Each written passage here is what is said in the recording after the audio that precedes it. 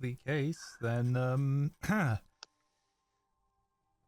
our band of adventurers, the Talari, have recently finished dealing with Owain, a merchant from Jurhon. You had set off from Mary Libere in an attempt to, one, broker a deal with him, and, more importantly, avoid him getting through the Coral Shield and potentially finding the location of the Moan people. During your journey towards the Isle of Yanton, where you were intended to do the deal, you had formed a small fleet of ships consisting of the Sabrat, the Algos, and eventually the Nymph's Needle, damaged as it was. On the closing days, journeying to the island, you had discussed a plan to at least set forth a small deal with a potential of a more detailed one later, and avoiding anything to do with Celestine, with the fear of it being a very rare substance held by mostly a very powerful nation. You also had contingency plans to sabotage or even destroy the ship should things get dicey. But, as luck would have it, the fallback plan was not needed, though at times it felt like it was probably close. You were able to agree a deal with Owain to seal goods along the Republic's shores, and a year from now return back to the island to discuss the extension of the deal, potentially including Celestine. And now, with the rising star disappearing over the horizon, your small fleet of ships parring the Needle, currently all gathered up, that is where we left off. So, all of the crew's navigators had been keeping a close eye to make sure that the rising star didn't just simply wait in the distance and try to tail. Mm-hmm. The ships are all brought together. And while there's tension on board, there's also a feel of relief among everyone around. Four captains are also gathered up together. The rest of you are also there at this point. And as Von Ren just sort of like stretches, goes, well, first time dealing with those kinds of merchants, the dogged kind. Oh, right, Orant, you're not exiled anymore. Hey, thanks. No hard feelings, though. Great. Figured it was a way to make those dumbasses understand that they need to deal with us. There is the concern, though, of those markings that was found on the Algos. If he was willing to try and put them on the ship, what's to say he hasn't put it on any other things or any of the goods that are coming forward? I would suggest that anyone who does take his goods only go to Port Honor.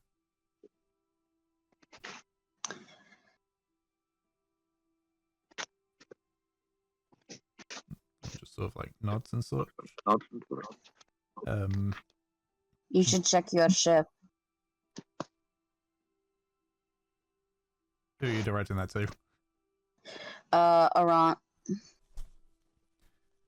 I'll, he sort of looks over at Camilla.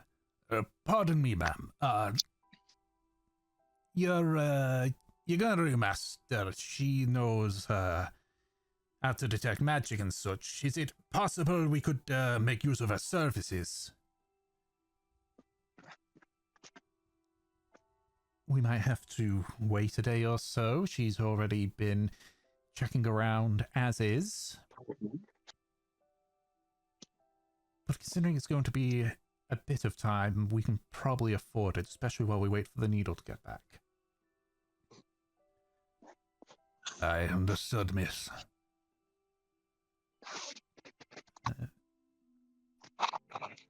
So, like, look over and you see that Von Ren's sort of pulled out a very fancy looking quill.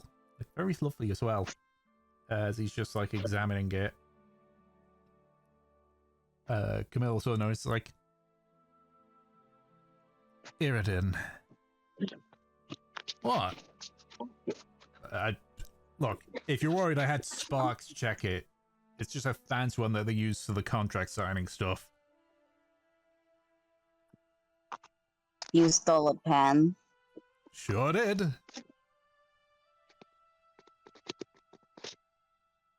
She shakes her head. She's going to... Where's Havelock?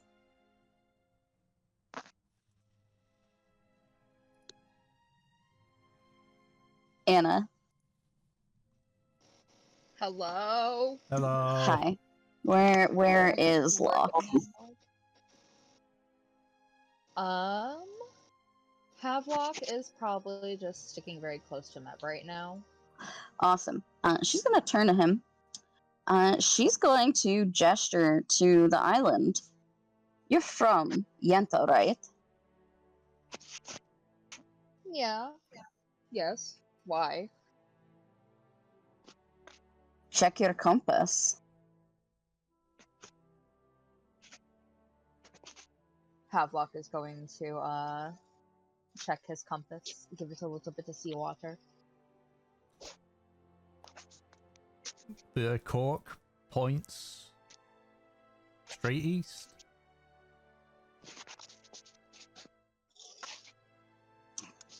Is that towards the island? It's toward the southern part of the island. You sort of just at the southern tip. Right. Okay.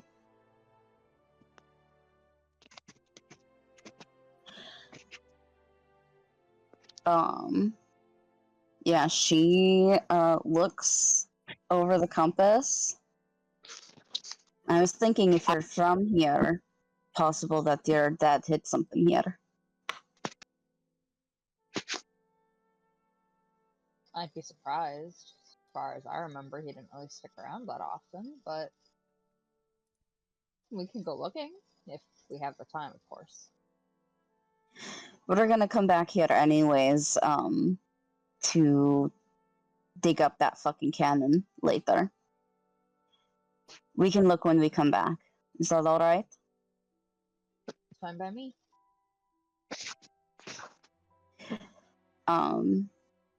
Yeah, she nods. Looks to, the Crow's Nest captains and, Arant. So we've got the day waiting for the nymph? Yes, ideally. Rather we not end up missing them trying to find them. Right. Well, I have had my head in various other people's heads all day. I'm gonna go take a fucking nap.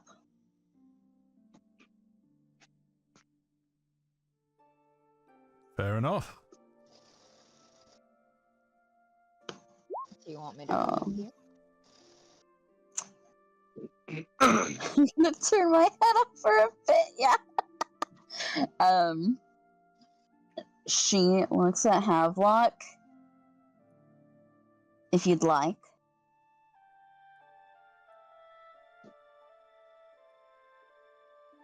I'll keep my brain empty just for you. Not how that works. Mev goes down to take a fucking nap. I actually want to see if I just want to check in on Valkyr. I know he's still fucked up right now. Mm-hmm. I just want to see like if he's getting any better.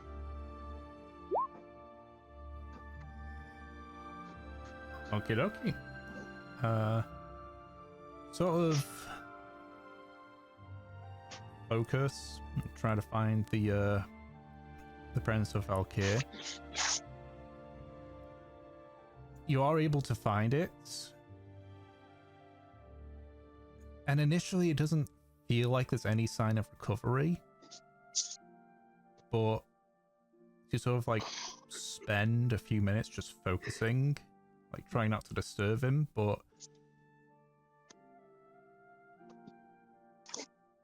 there feels like a slight improvement. Okay. He's still really fucked up.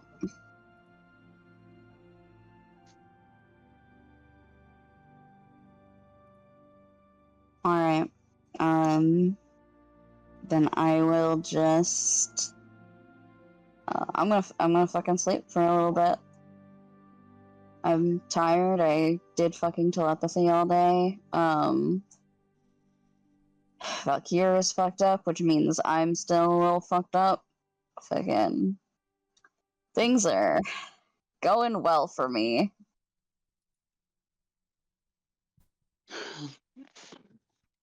Alrighty. What about everyone else? Oh, fuck you.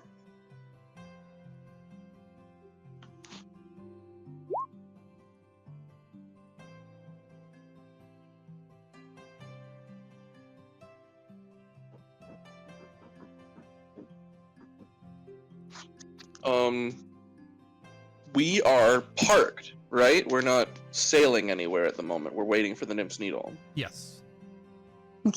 Are you gonna do what I think you're gonna do? Fish. Arjun finds his way to the back of the ship. Mm-hmm. He gets out his fishing rod. Mm-hmm. He casts it into the water. He begins to fish. I love how Arjun is being such a provider for these people.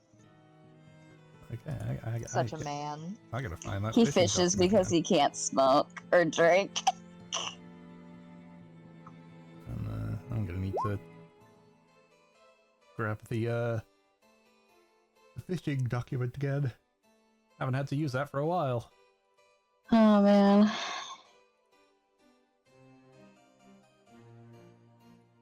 Once I find it in my many tabs.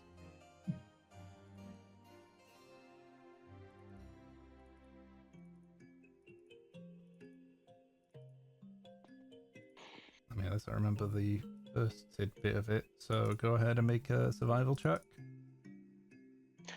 I can't. I need you to do it for me. Right.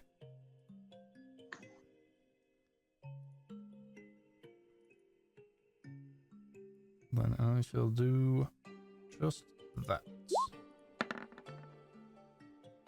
A 7. A 7. I can't fish for beans. Nope. Unfortunately, you spend a while just sitting there waiting for something to bite. You get the occasional nibble, but if you try and pull it up, nothing hooks. To be fair, we were like jumping around, throwing like rowboats in. Like we disturbed the water here. Mm-hmm.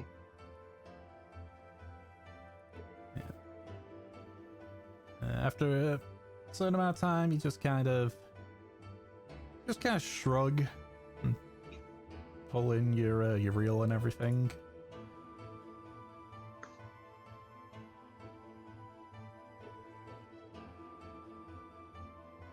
That was my day. Okay. We did do a lot today. Mm-hmm. That said, kindling.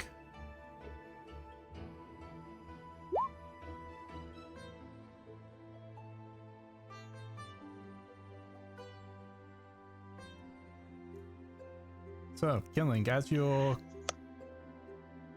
working through like any small repairs that need to be made, thankfully any of the major repairs are either for the Nymph's Needle, which isn't there yet, or for the Algos, which kind of just needs the planks replacing overall, considering they've got holes in them. We're in the midst of this, and you feel a tap on your shoulder. You turn around and see Von Ren standing there with a burlap sack. Hey. Right, hands the sack to you. For crying out loud, no locksmithing or reading till we're more safe, alright?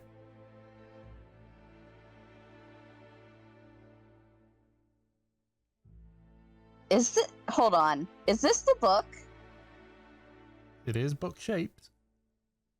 No. Is this the fucking book that we specifically were like, we shouldn't fuck with this or give this back to Kindling? Did you tell Von Ren that?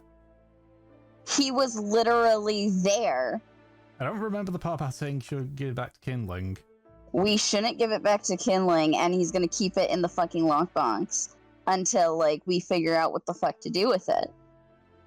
Okay, scratch that then. So Von Ren, is Von Ren giving him back the book? Because I will fuck with Von Ren.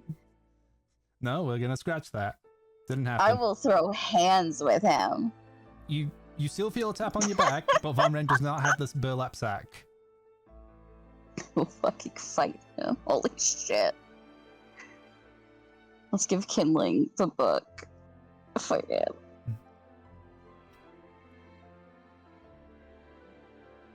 Look, I know most of it was just kind of stand there, but thanks for being there for us during that. If things gone south, definitely probably would have needed it.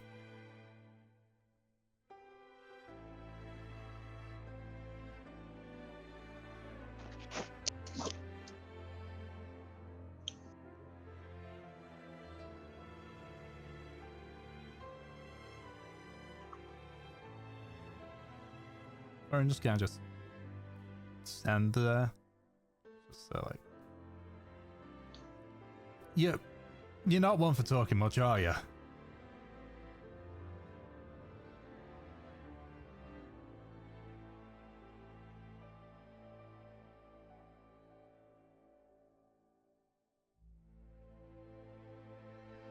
Alright, fair.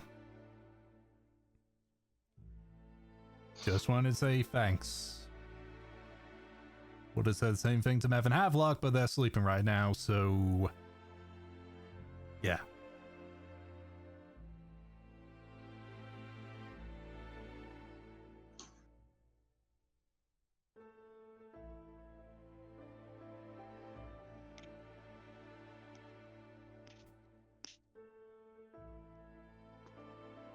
Right now, nah, we're just kind of gonna stay anchored here.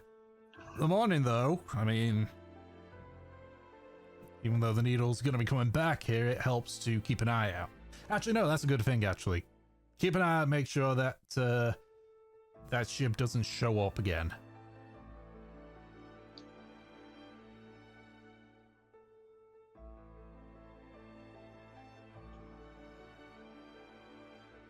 Alright.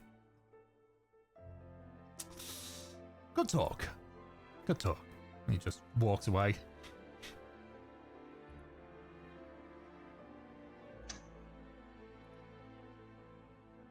Alright.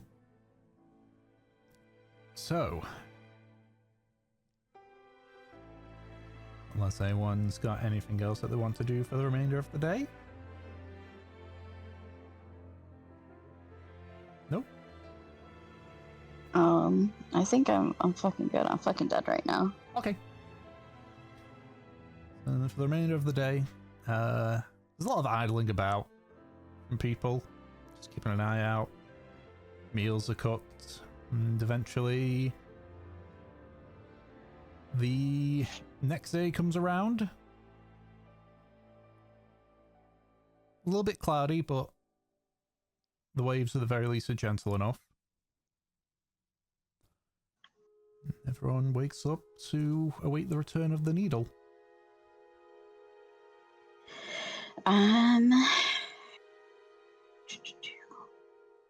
When specifically were they like supposed to show up? Just like next day, like afternoon?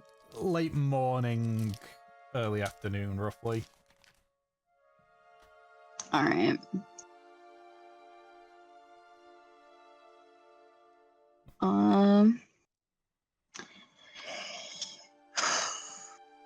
Do you think we would have enough time to fuck around on the island a little?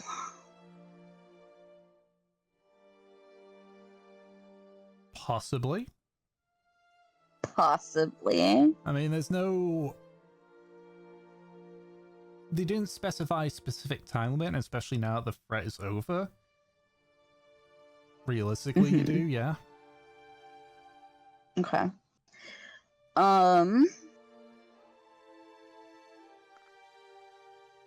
Yeah, I think I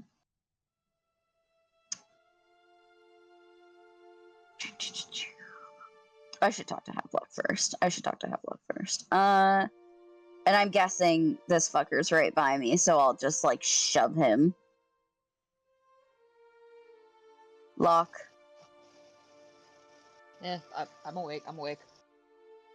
You sure? Vaguely, is it still Tuesday? No. Anyways.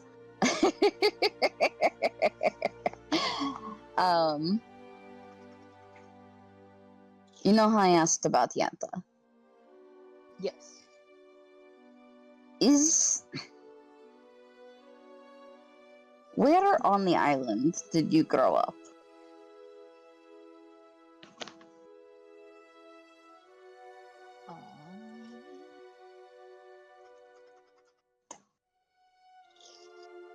I'm trying to remember. I know I gave him a space.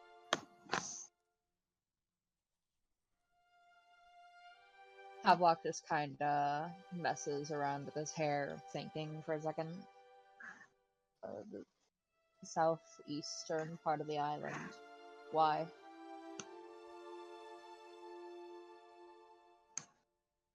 Yeah, she nods. How long do you think it would take to travel there? Like from here? Thomas, do I have an idea? Like, I assume it would take too fucking long, but I want an estimate. Mm-hmm. Given that there's no like pathways or anything leading to the town from where you are, several hours to potentially a day, since you're going to have to go through the wilderness. Mm-hmm.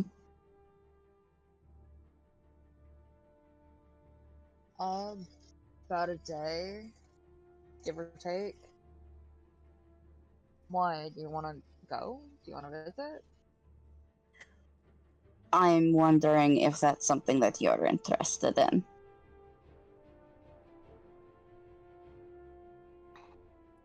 I mean, of course I'd like to go back, but they're not going to give us the time to do that.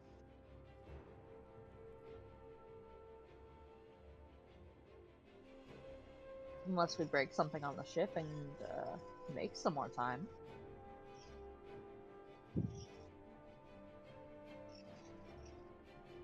I doubt that would be necessary. I mean, we have a whole host of ships to choose from. Frankly, the Algos, if no one can stay, can always just stay with us. I mean, we're paying them. But That is true. I would rather not separate right now with the condition that everyone's in. I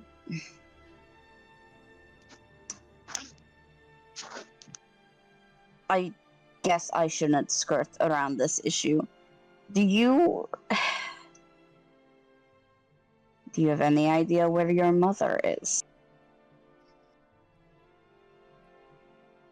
I don't even know if she's still alive. Last I saw her, I was maybe 5, being taken on a ship.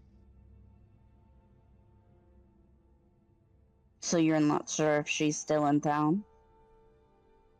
I have no idea. Are you curious? Sort of.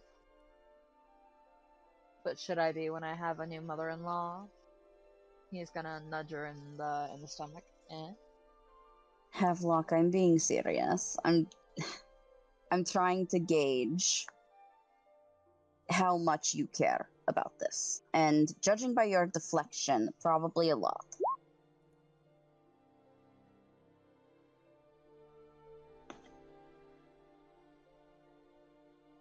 Yes. I want to see if she's still there. But I barely fucking remember her, Mev.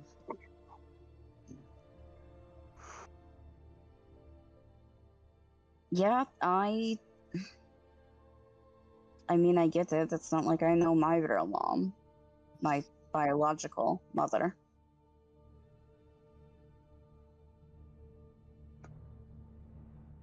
We just.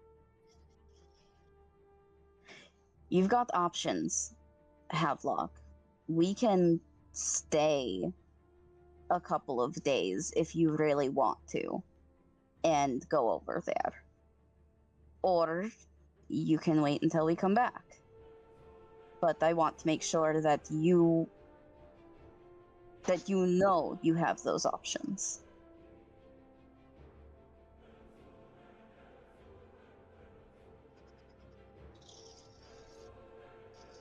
He nods.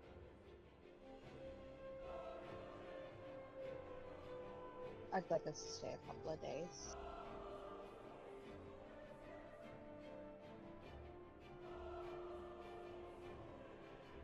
She nods. She is going to go get Arjun and Kindling.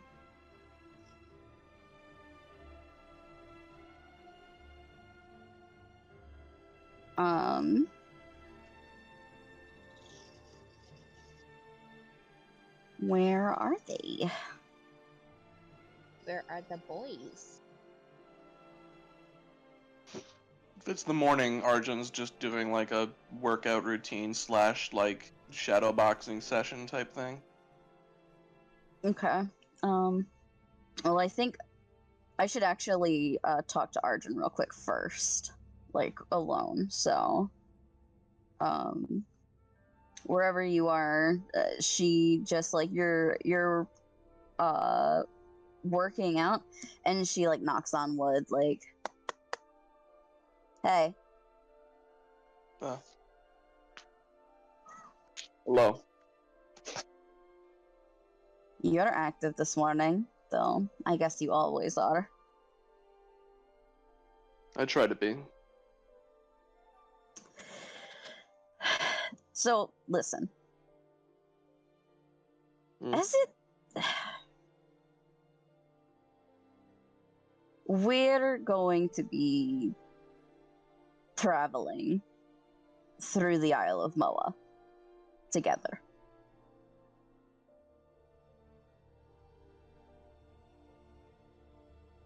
All right. It's kind of something that I elected to do naturally. And I've been involving you with our group quite naturally. But I don't think I ever asked you if this is something that you are, that you feel you're a part of.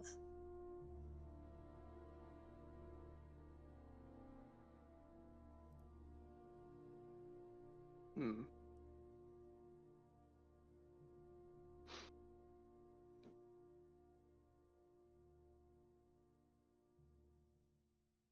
It'd be wrong of me to say that I don't feel slightly divorced from some of what goes on around here. But I can't say that I feel completely apart from what's happening either. I suppose what I'm trying to say is I'm not sure if I'm exactly a part of your crew, but I am definitely under your employ. She nods.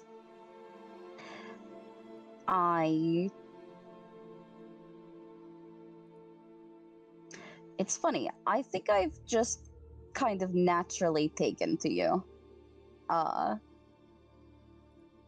She flattered. smiles. So I personally would consider you a part of my crew. And the things that you feel divorced from are simply because, well, you're the new guy. In my opinion. But if you do not wish to be, I will not continue to make that assumption.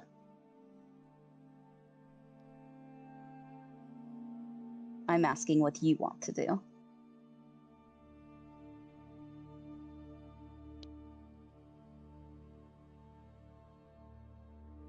I told Bali that I would be leaving his employ, his crew, to pursue things that I could feasibly look for in the Isle of Moa. This naturally led me to you. I have joined you with much of what you're doing and helped with much of what your goals are, but I've had my own ulterior motives. That's fine. I recognize that, and I've accepted that.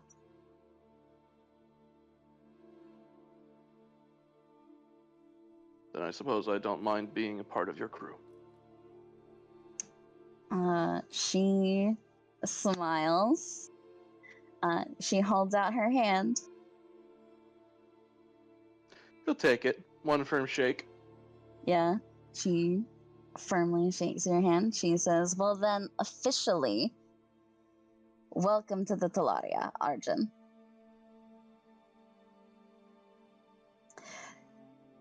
I should tell you now, and she pulls you in close. This was also a trap. Is it now? Havelock would like to go to his old hometown. And part of being part of the Talaria is going on little side quests for one another. So you're coming with us.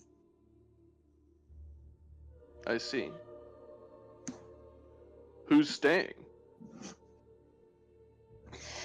Well, I need to talk to my mother and the other crow's nest, Captain Iredin, and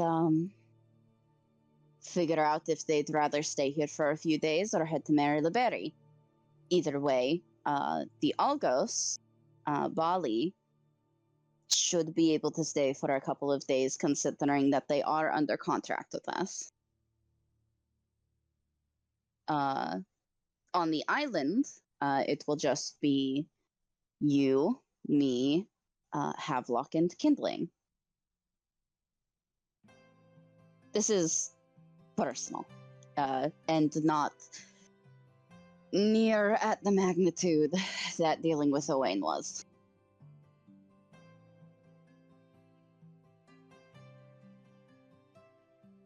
You're still including kindling.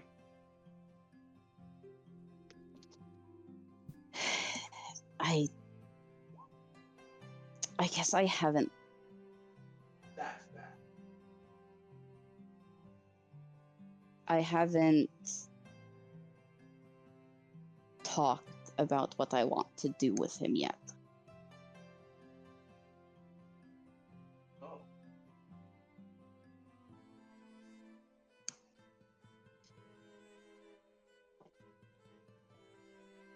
Just give me 1 second. All right. Okie dokie. What's this? What's this? That's bad. You're a bad dog. Oh dear. Oh What's man, this? Rain got in trouble. Back. All right. Hi. Should Sorry, I repeat what I said? She ripped apart a cushion. Oh, that's not good. Girl.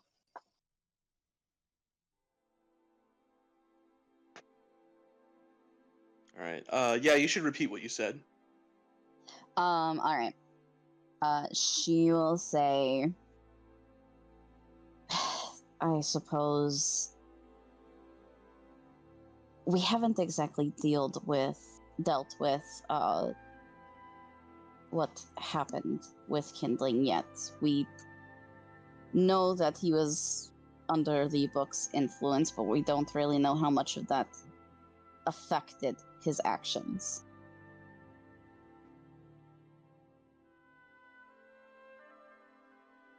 I've just not handled it yet.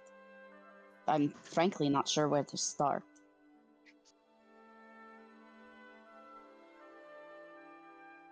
Well, at the moment you could give him some grace, if you want to.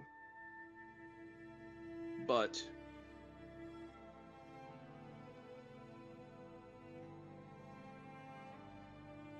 I'd say we should keep an eye on him to see if his behavior changes very drastically now that the book is gone.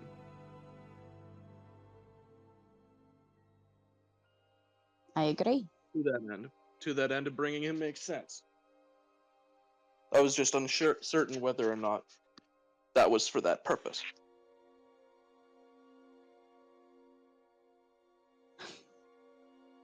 A little bit. It's a little bit of a grace period, and also the fact that I just don't fucking know what to do with him right now. It's both. I see. Well, I you are the captain. Once you've figured that out, if you need me, let me know. She nods. I think for now he stays with us, and I'm hoping in Mary LeBerry to figure out more about the book, or at least put it someplace elsewhere. You know, lock it down, so that we can get the proper resources to deal with it.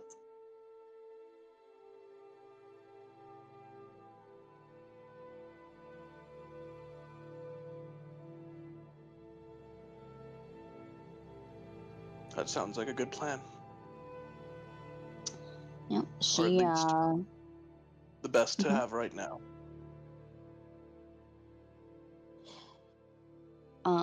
She takes a step back.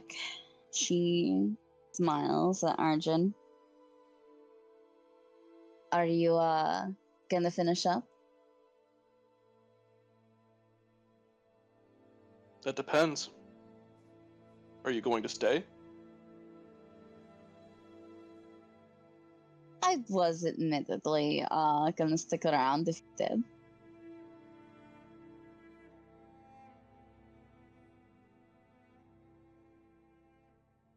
You could always help me finish up.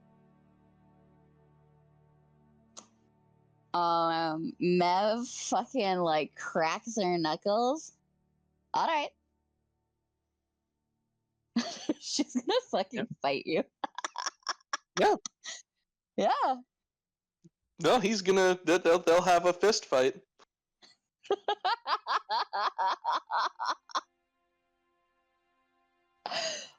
Should we do like just like I don't know, like an athletics check or something?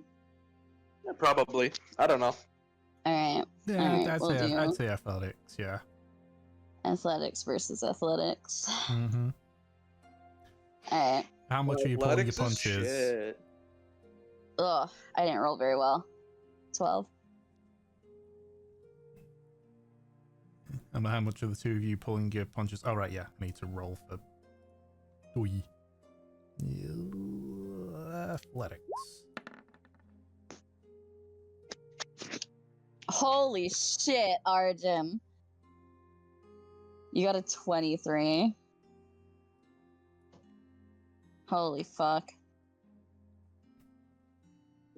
Nice. Fucking. That's you 2-0 for Arjun on Mav. Oh my god.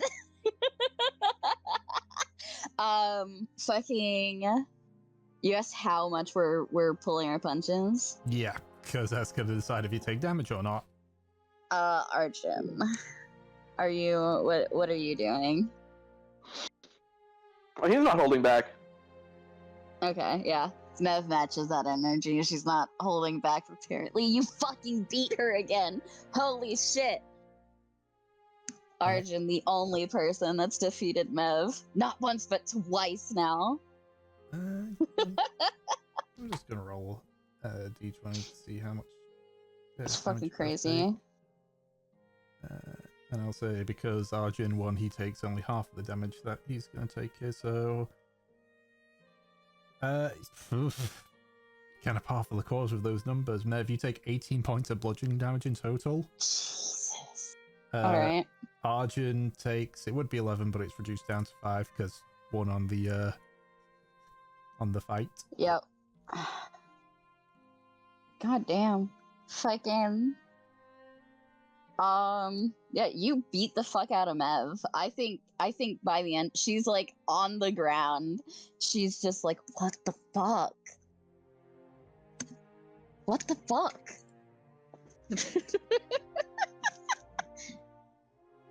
Bit of a bloody nose and everything. This is the second fucking time. It's almost like I'm consistent. She looks up at you. Can I fucking, like, because I'm laying on the ground right now, can I just fucking sweep his leg? Sure. Let's make it, let's make it akin to like, make an attack roll for me. Attack roll? Yep. That is what, a d20 plus Strength. 7.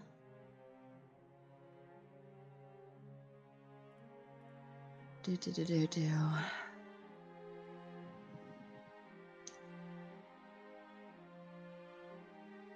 15. All right. I'm guessing he's not wearing his armor right now. I would assume no. So that would hit. So that means, one sec. So I'm basically using the stuff for a with your, because I know you've got a maneuver. Does it say what, like, if there was a check, what the DC would be? Oh, I believe that's if I have, if I'm hitting 2 people. Sweeping attack. When you hit a creature with a melee weapon attack, you expend 1 superiority die to attempt to damage another creature with the same attack. So it doesn't apply here. Well, no, because I'm basically using the, essentially like you're doing the trip attack maneuver, which is what knocks them prone. But usually with some maneuvers, they have to make a save, and usually the DC mentions on the maneuvers. No, it just says if the original attack roll would hit, it takes damage equal to the number that I roll. I'll just look at what it would be if that was the case. I mean, with a 3, I don't think it's really, so for that it would be 8 plus proficiency plus strength or dex. So yeah, definitely. Yeah, Arjun, you hit the ground hard.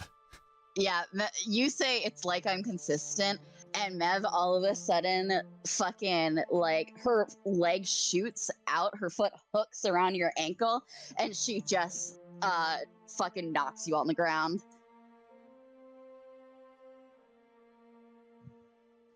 That was petty.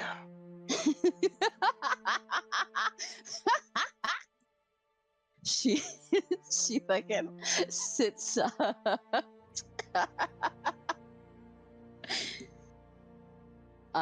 She grins at you. I don't know what you're talking about.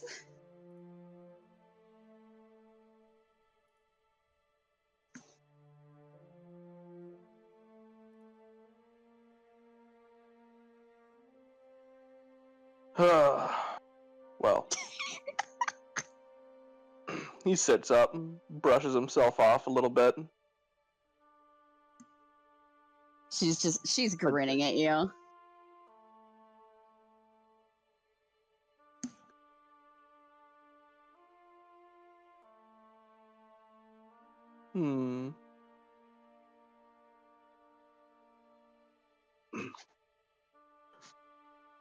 What do you plan to do now? Ugh. She wipes some of the blood from her nose. Get cleaned up.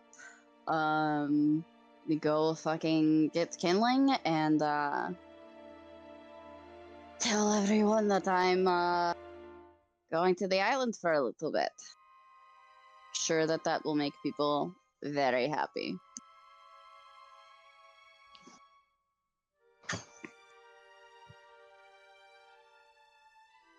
Very well. Come. And he gets up and he will lead Mev to where they would clean themselves up. Yep. They'll do it together. I think I think Mev is like, you can hear her like muttering to herself like what she could have done better, because she's a little annoyed that you keep fucking winning against her. Again.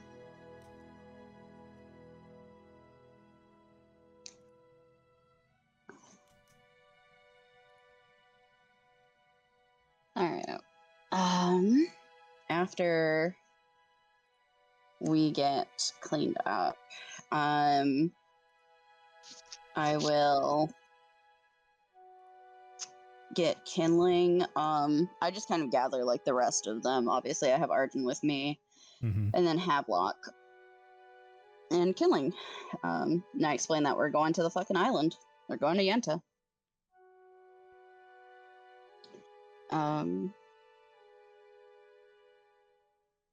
I see you typing, kindling, and I will reply to whatever you say. But Mev, okay, when she goes, once she gathers everyone up, she is going to go to,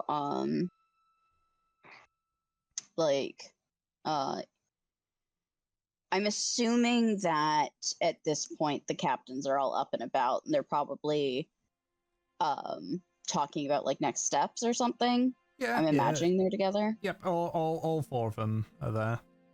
Fantastic. Yeah, Mev goes up to them and she's like, "Hey." Morning. Morning. My group and I, we want to head into Yenta. There's a small seaside town nearby. Got some business there. I understand if most of you can't stay. But I want to see what the plan is. Are you guys going to stay and do more repairs on the needle? Are you guys going straight to Moa? What's the plan? I mean, that's part of the discussion. Odds are what's gonna happen is when the needle arrives, we're gonna sort out our crews, and then we're gonna check to see if the needle needs any more repairs. If not, then we're all planning to head to Moa, get the Algos, have the Algos' holes patched up, then they're free to do whatever, and throw the needle in the dry dock, and then go from there. Did they say that the hull was damaged on the Algos? The bits they had to cut out for the tracking sigils. Right. Okay. Holes, not hull. I was worried. Okay. Yeah, she nods. Yeah. She will say then, Obviously, if you guys want to go on ahead, that's fine. She gestures to Bali, flattering you, of course. We do need a ship. I would say we're probably going to be gone. It takes a day to get there, a day to get back. 3, maybe 4 days. I mean, if we're heading to the town, I could simply sail us alongside it. I mean, does it have a dock, or...? I mean, Havelock said that Cadwigan picked him up there, so it should have a dock, right? It doesn't have a proper dock, but the seas around where the wooden pier is shallow enough that while it can't actually dock there, a ship can get close enough that it's, a very short rowboat ride. Okay. Cadwigan said, take my 5-year-old son and make him swim. Yeah. Mev says, there's not like a proper dock there, but the town is right by the sea. It's enough for, you can essentially anchor and row a boat. Easy enough to do.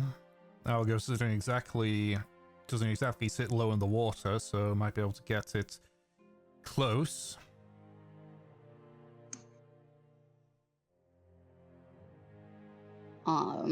Yeah, she nods if that's what you want to do. I mean, there's nothing stopping us from going now. How long would it take to get by boat? Would it be faster than just fucking walking there right now? It would definitely take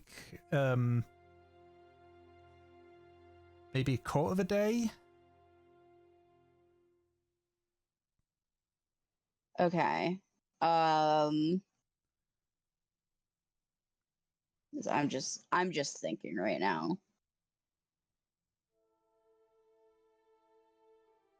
Yeah, okay. Yeah, Mev nods. It's funny because I'm thinking, how much longer do I want to be on this fucking boat? Mev wouldn't think that. You're getting a bit fed up of the boat travel. Fuck, I'm so fucking sick of the water and all the fucking creatures in there. I'm so nervous every time we have a combat. I'm so done with it. Fucking... Though that's okay, because in the laws of Karmora, we don't do travel twice. So once we've been through a path, we fast travel, which is a great feature. I love that. Yeah, the exception obviously being if something happens on the way there, but yes. Fucking mechanics of the game aside, Mev will say, you know what, yeah, that would work out. She looks at Camilla, Iridan, Arant.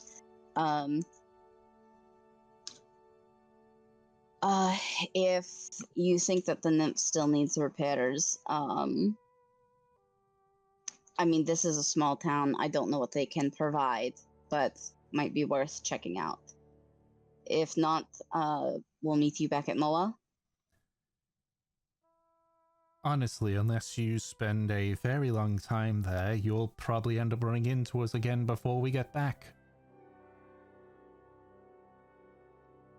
I mean, depends on how the fucking waters are. It's been a mess lately. I mean, even then, the needle's not particularly quick. Yeah, she nods, and it's not like Iridan's gonna be going ahead when the ship's in that condition. She looks to Bali. Well, are you ready to take off, or do you think you still need to have a chat? I'd like to get the crews that are on the current ship, my crew, back in order. So it might take a bit of time for them to move their possessions and everything, but should be ready within the hour. Well, aren't some of the August crew on the Needle right now? Mm-hmm. So it's gonna take more time. From what you can tell, Barley's indicated that he's fine with the crew that he's got currently. Just moving those that Are are we on. still? We're still all like functional. Yeah. We're good. Okay. All right. Yep. I will nod, and I guess we're hopping aboard the Algos. Actually, because I'm not fucking. I'm not leaving that unattended. She fucking looks at Iridan. Where's the book? You want it back?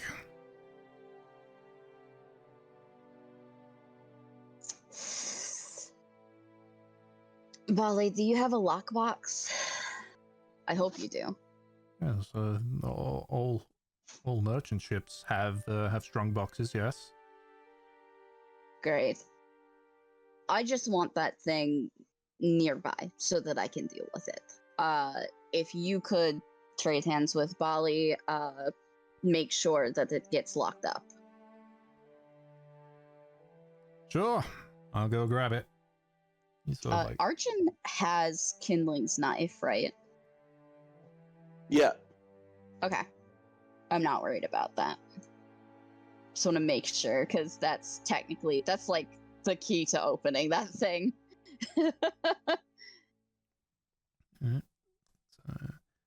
as you wait for Lauren to come back, Camille turns to Bali. I suppose now that things have calmed down, I think I speak on behalf of everyone here, Captain Bali, that we appreciate you coming to our aid. And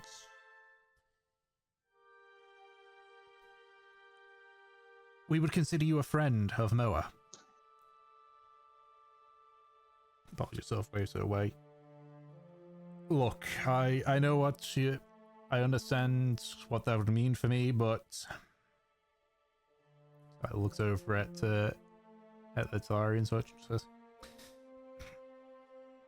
I mean no offense when I say this, but I don't think Moan life is for me. I'm a merchant. I may stretch the rules, but I don't stretch them as much as you might, or deal with such things. If you need help with me getting people to and from Marylaberry, absolutely. Provided a suitable contract is written up, but... I think that's as far as I would go with that.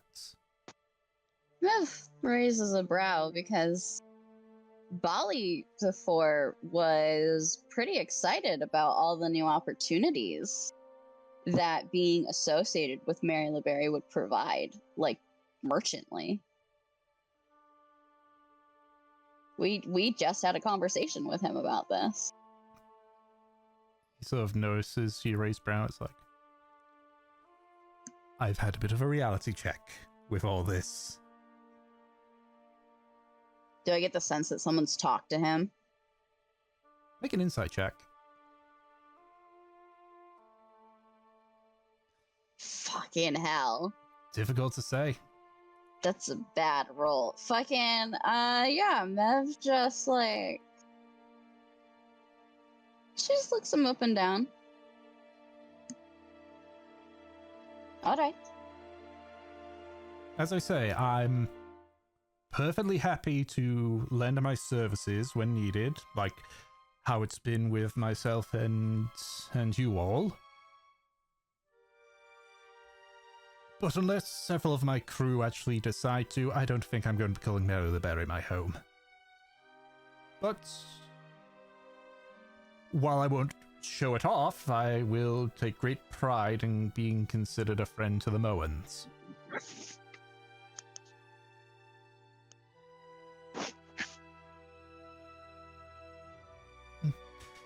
Well, if you ever change your mind, you know where to find us. Actually, I don't. I have no records of how to get through the shield. I would need one of you and yours to lead me across. That was intentional. I'm aware.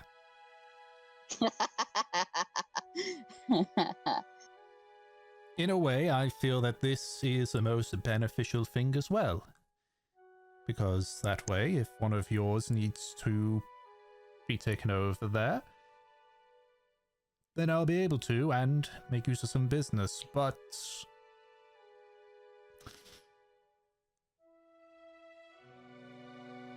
put simply, I hope you have other ships for when you have to have this meeting with Owain again.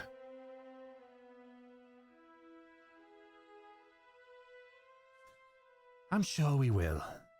We'll get Horace to make sure that the Maelstrom's in good shape next time.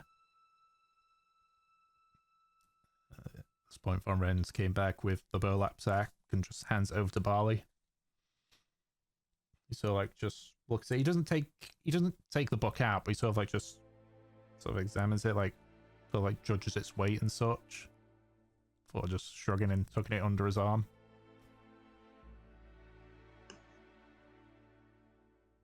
Right.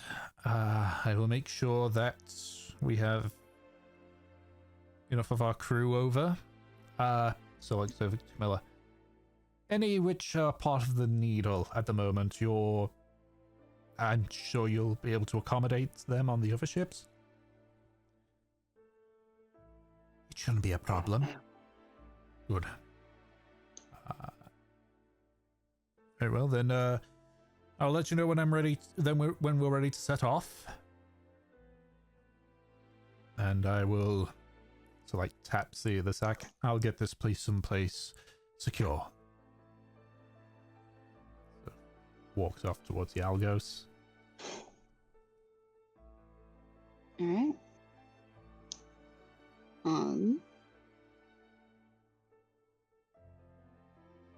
Then I suppose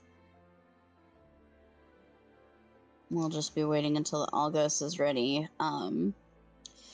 I will make sure, because I didn't do it last time, obviously, to say goodbye to the nymphs that are on the ship right now. And that I will be in Moa, like right behind them. Oh man. You let them know. You met with Hugs most of the time. Mm-hmm. Camilla hugs you and says, "Be safe." I'll be fine. I can handle whatever comes my way.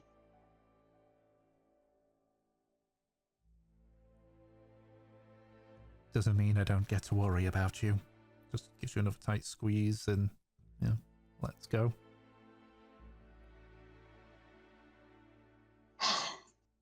I'll see you, Mama.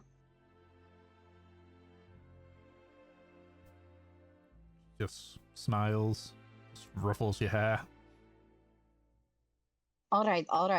No. Really quickly tries to fix her hair.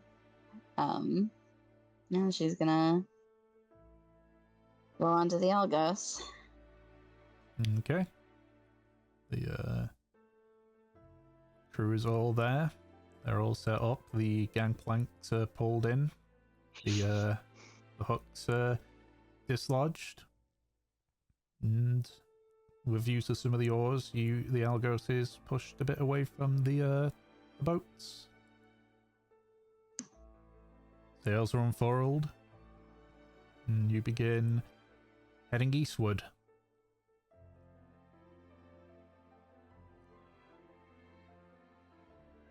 So, Try again. Let's see again. Oh god.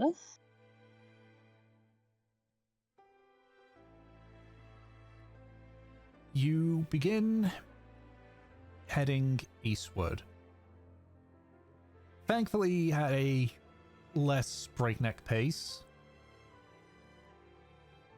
as the crew begin to once again busy themselves. For the next couple of hours, it's smooth sailing. As you sail past the various foliage, till eventually you turn around the southeastern tip of the island. And as you do, you notice the town is probably only a little bit bigger than Toe. Oh, okay. So it's small. It is a... It would barely qualify as a town. Alright.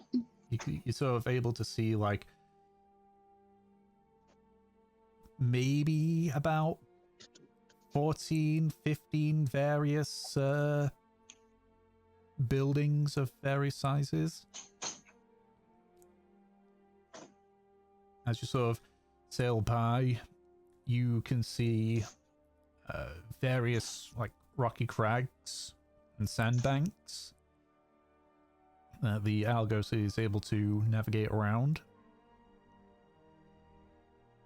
You're probably able to get about 300 or so feet away from the shore before the Algos drops anchor. Barley sort of looks over the edge.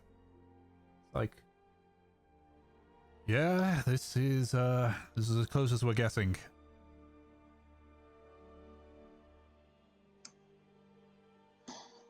All right, sounds good. Have we? Where specifically are we? Roughly around. This guy is a bit off here just because I had to make Jansen actually visible. Around here. All right. Obviously we'll get one of the boats. How is Havelock looking? Havelock looks very excited. He's sticking close to the edge. He's looking around. He's home. She grins. You should check the compass again real quick. See if it's changed to the west. I would like to check my compass, Tom. Alright, you check the compass. Still points eastward. Alright. Guess it isn't on the island. Perhaps it's past the island. Yes, we are as far east as we can go on the island. If it's still pointing east, then have luck. It is definitely past the island. He's just gonna glare at you. That's how geography works. You know, I was going to be nice and ferry you over there myself so you didn't have to worry about touching the water, but never mind. Fine. I'm telling you how basic geography works. You may not know, like, how to fucking, I don't know, read, but you know how, like, maps work. I know how to read. You know I have topography. books. Fuck it. I'm talking about, like, Aki's level of bullshit. Ugh. Do you have to bring that up? To make my point, yes. But anyways, you are proficient in topography. I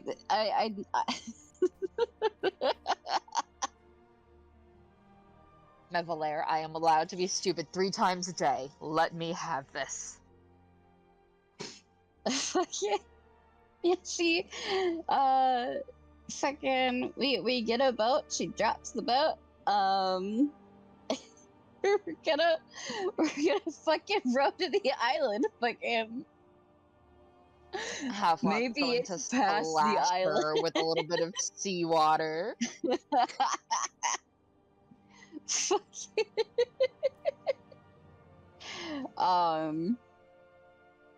Yeah, Mev, obviously, this is nerve-wracking enough for her. She might have found some amusement in it, but she's just kind of like, okay.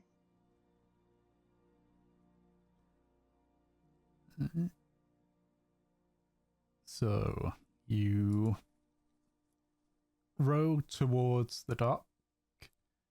Oh, I guess the pier in this case. You can see, though nobody's making use of them, there are several narrow fishing boats that are sort of moored up to the side. As you approach, a couple of individuals take note, especially with the Algos just anchored out a little bit away from the shore. Alrighty, Nate.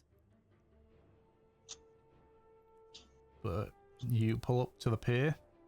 You sort of tie the boat to the side of it, near a ladder that sort of goes up to the upper area of the pier. And as you sort of climb up, you can see it looks to be. It almost looks like a Zamahag guard on a budget. It's clearly like, Ooh, yikes. or like it's not the fine like manufactured armor, like the shining breastplates and the sharp longswords and such.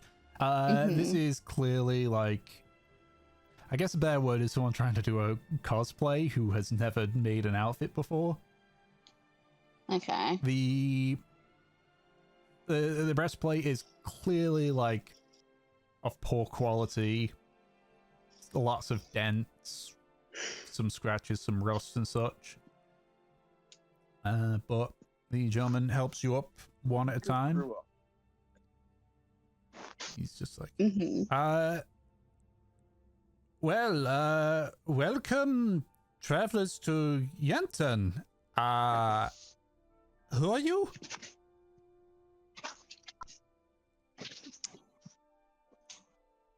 Mev looks at Havelock.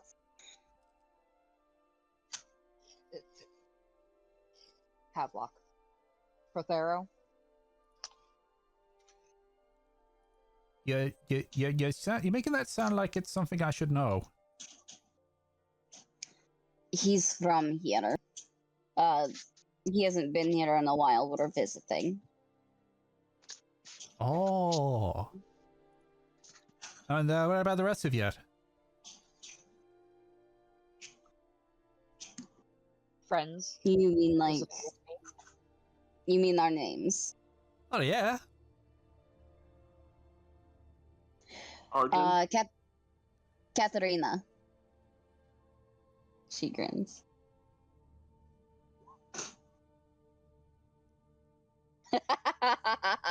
God, y'all. All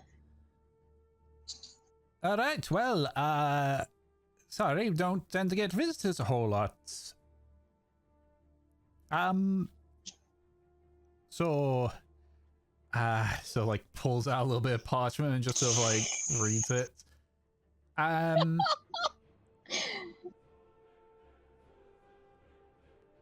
He's just like almost like freezes up for a second, or it's like, right, so You good? yeah, just not used to this kind of stuff, you know. As I say, we don't get many visitors. Right. Okay, so what's the deal? What are you doing? Yeah, why, fuck the formalities. Why are you here? Is it I just told you we're visiting? visiting. Right, yeah, right. That's my bad. That's my bad. Just I want to torture this guy. okay. Fair enough. Just take it you're aware of, general laws of the Republic and all that stuff. Don't kill, don't steal, don't be a bad person. Like, Yeah, that's the gist of it. All right, yep, that's all. so we can go now? Yeah. Great. What's your name? My name is Aubryn. Avren. Great. Nice to meet ya. And she does her little like finger wave. And she's gonna fucking go. You, all three of you, hear in your head, Jesus fucking Christ! If that's the fucking Zamahan guard here, we're gonna have a field day.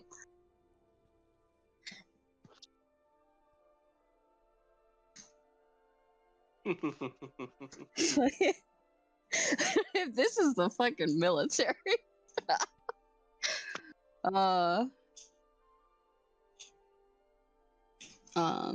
Yeah, we fucking go off from the pier.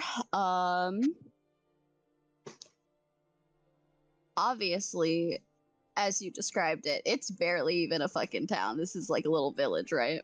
Yeah. Yeah, she turns to Havelock. So, where do you want to go? What's the plan?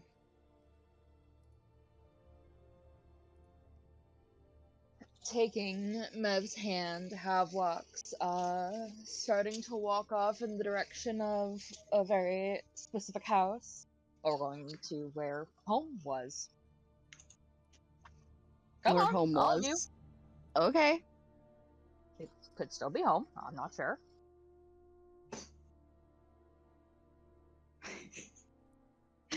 Fucking when Havelock woke up this morning, he was not expecting to do this.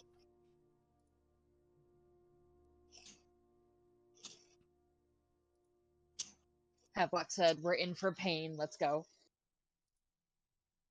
All right. All right.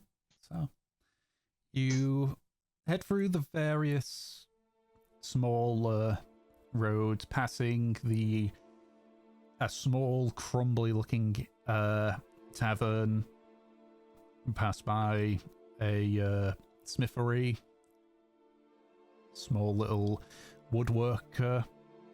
So you get to the point where it's where the larger buildings are, and you can sort of see they're all sort of, I think communal housing is the word that I'm looking for, but my brain's also short-circuited for a second there, so I might be wrong.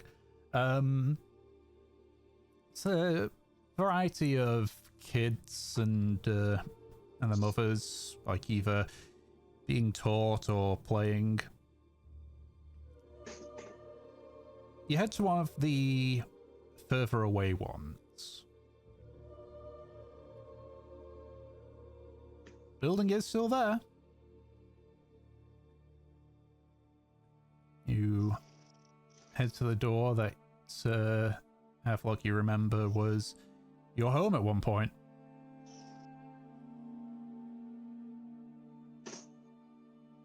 And he's going to knock. Alright, just knock on the door a few times. The door opens partially, and standing in front of you is what looks to be a human. Human male. He's rather bulkily built, rather broad shoulders and arms and such. Looks to be, based on the burn marks that sort of like dot his arms, looks to be maybe a smith. He's got a very like frazzly black beard with his his haircut somewhat short. Either that or it's just starting to grow back in. He just sort of like looks you up and down and goes, "Alright, what do you want?" Um, he straightens up a little bit.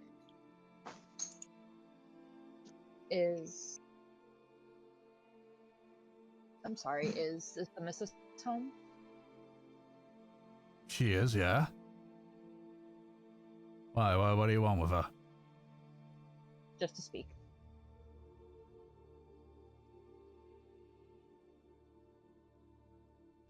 Can I ask who you are? My name is Havelock. I used to live here. So like looks taken aback at that.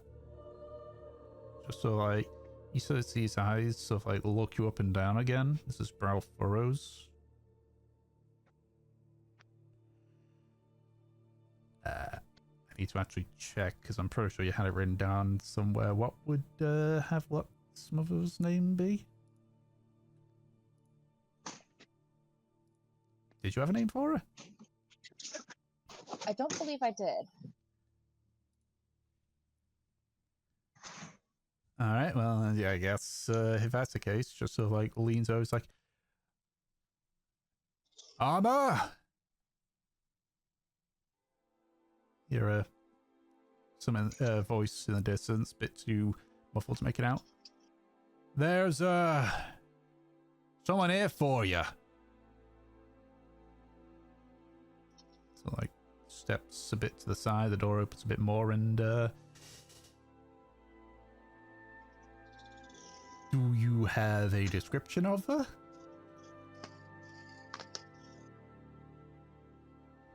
No, Thomas. No, okay. Have fun. The only thing that Havelock has relating to his mother is the blonde hair. Okay.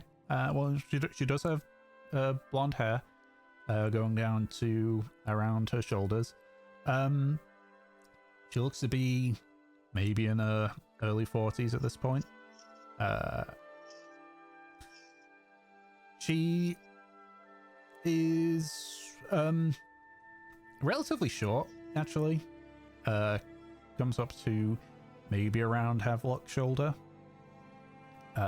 She has these light blue eyes, and she's wearing just a simple enough like rough woolen tunic.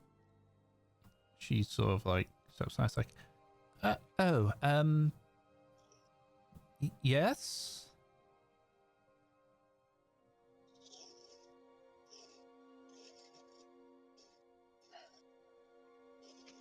Havelock glances back to Mav. He's like, "This is fucking awkward."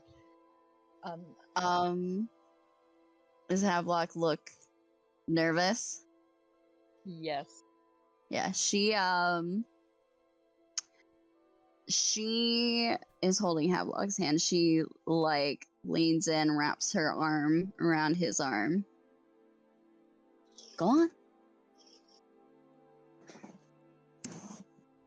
Also, Tom, for note taking, can we get Havelock's mom's name spelled out in the chat? There you go.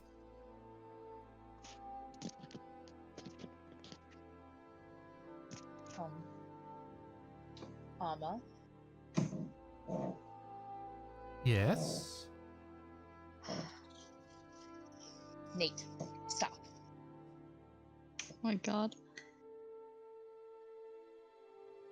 I'm not sure if you would remember me. Do you remember Cadwigan? Her eyes narrow at this. Are you one of his crew?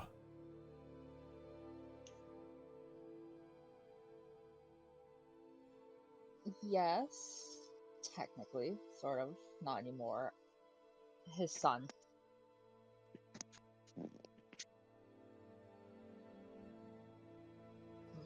your son.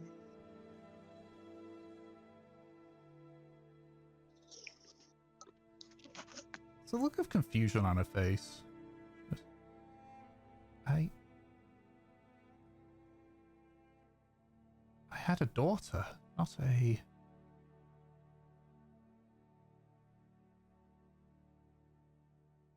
Like leans in and just like looks at you.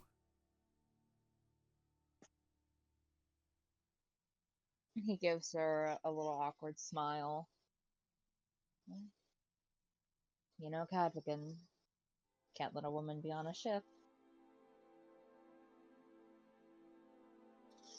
Her eyes sort of widen. She says, what did you say your name was again? Havelock. Havelock Prothero. She just stares at you with, in what looks to be sheer shock. You just sort of see tears start to form in the corners of her eye. Like looks you up and down.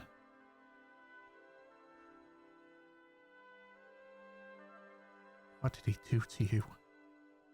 And just pulls you into a hug.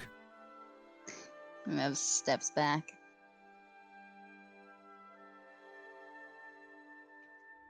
Havelock just wraps his arms around her, pulling his mother into the tightest hug he can. Oh, he did a lot, Mom.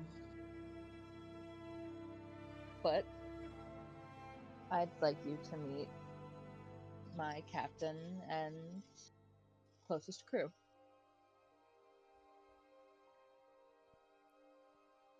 She still hasn't let you go. She's still just holding you tight. Her eyes are closed. Mevson's right next to Havelock. You can see just tears just going down her face.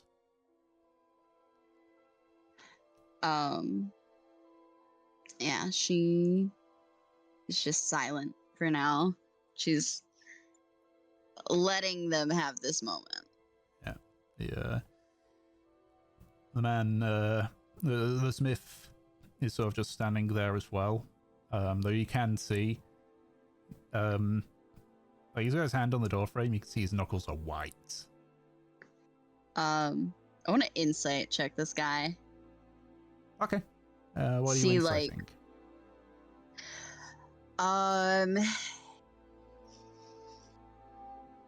If he is like feeling empathetic towards Amma, or if he's like mad at Havelock for being here, like what's the vibe with this guy?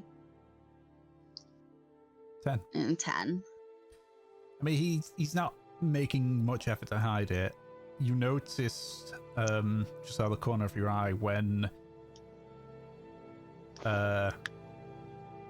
Armor said, "What did he do to you?" that his grip tightened on the door frame. You sort of get a feeling of realization, but it's not the hostility that is clearly there is not towards Havelock. Okay. Okay, so this is someone that has that knows who the fuck Cadrigan is and the bullshit that he does. Everyone's got a problem with Cadrigan, that's understandable. Alright. Just want to make sure this isn't... yeah. Fucking Cadrigan and Tariq just sit together. Fucking... They probably would be good friends. They would be best friends, and that's horrific. Okay, so this guy does not have a problem with Havelock. That's good. I was gonna have a problem with him if he did. Couple of minutes, Armor pulls away, but is just holding onto your hands, Havelock, just looking up at you.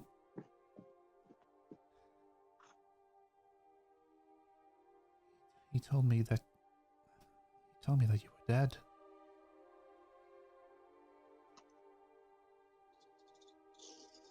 He contacted you? A few years ago, yeah.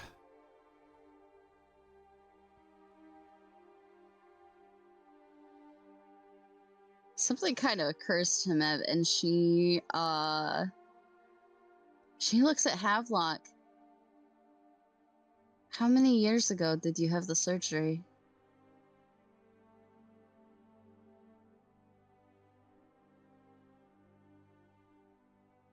I'm trying to think, what age did this child, now man, hit puberty? It probably would have been like 5-6 years ago. Yeah, roughly. I'll go with the Yeah. 6.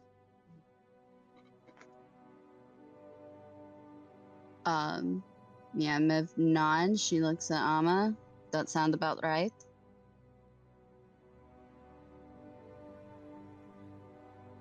Yeah, that sounds about right. You hear a There's thud just a behind fucking- you.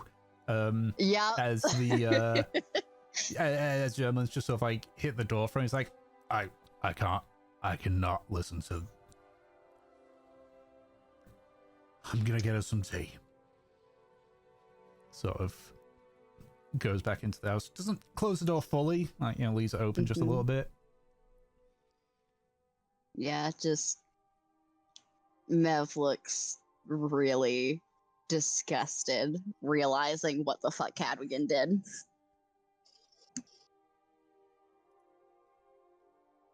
Well, I'm still alive. And I'm happy to announce that he is dead. Has been dead. Good. If you had came back, then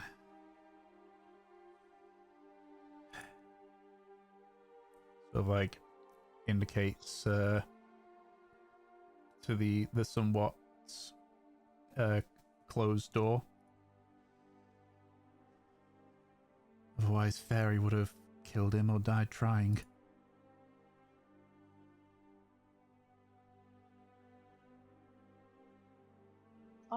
I'm wondering about that. Who was that?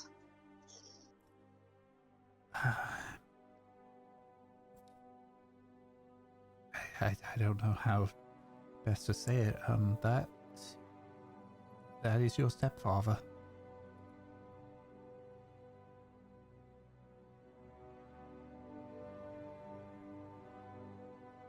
Havelock just nods. Happy for you. Congratulations. Sorry, I don't have a gift. There's a bit more. Oh no. Mev. There's recognition in Mev. Oh no. I'm sorry, what was that? She said there's a bit more. Oh. Go ahead. Okay. You Oh no. you have a half sibling, two There it half is. siblings.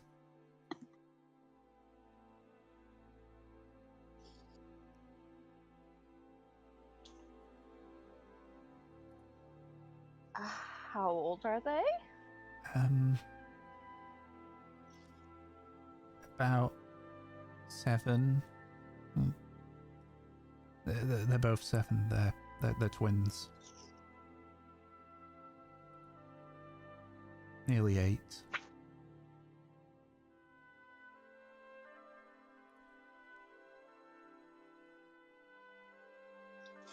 Havelock has a very polite smile on his face, but Meg, you know the eyes.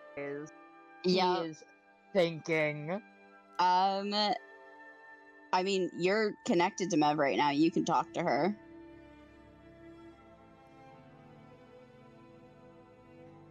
So she was already having children with someone that... Okay. Before she even thought I was dead. Okay. Arma's doing an insight check on you. As she's doing that, Mev will say, Havelock, to be fair, you were gone long before that, and I doubt that her having children even had anything to do with you. She just lived her life.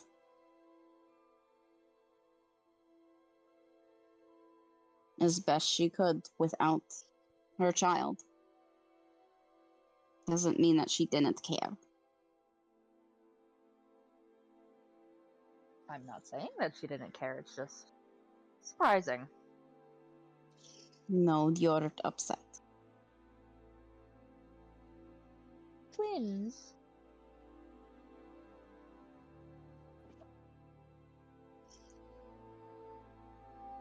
Okay, she rolled a 9, so Ah!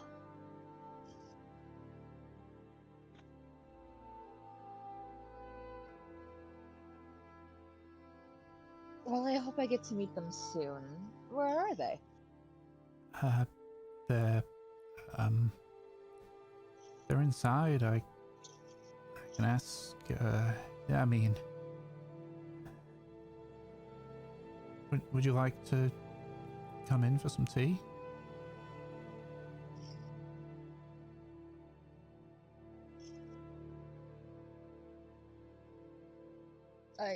Kindling, you had somewhere we needed to go, an appointment, right? I'm sorry, we might have to come back at a later time, but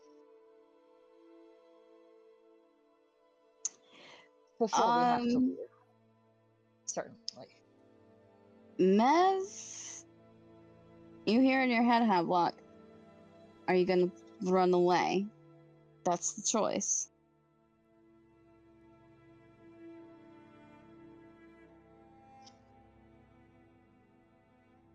Just for a moment.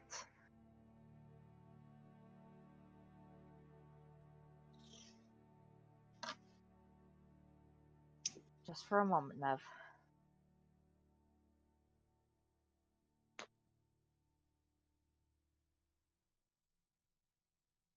She inhales.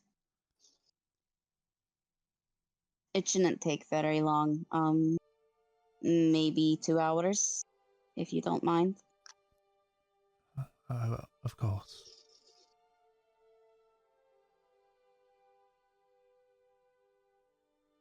So it looks up at Havelock again.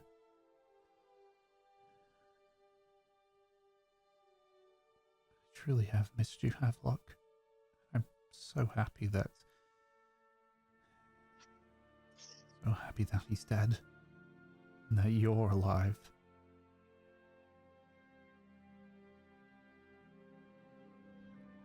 I've missed you too, Mother. I'll be back. I'll be back in a moment, okay? And he gives her another hug. Yeah.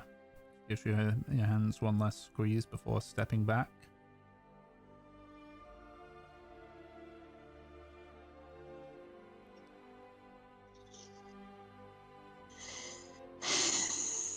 Yeah, we will, I guess, walk away from the house. Jesus Christ, I don't... no.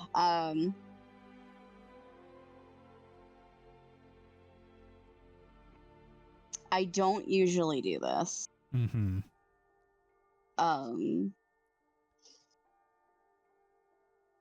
I don't usually do this, but I think I'm going to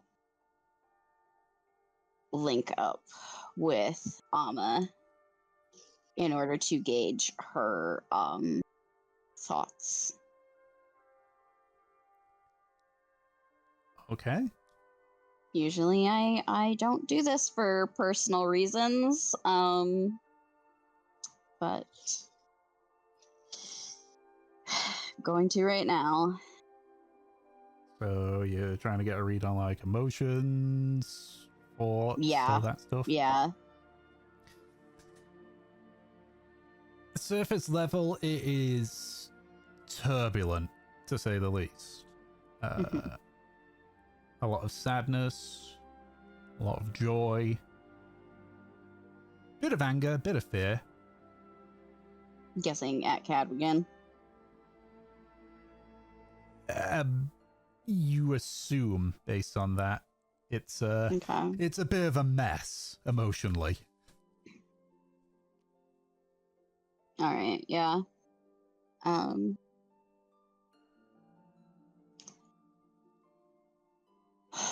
I will go with Havelock a little bit farther off. I mean, we're all here. Where does Havelock go? What does he do?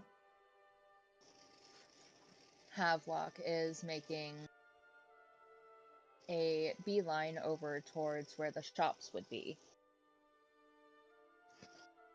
You about to get a gift? Yes!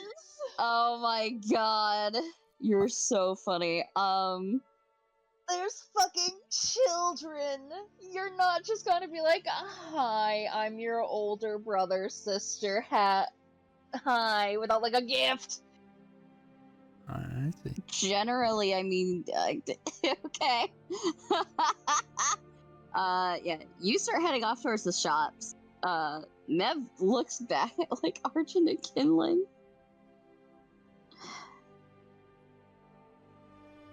By the way, how's Kinling taking this? This is the first time Kinling has heard that Havelock's a woman.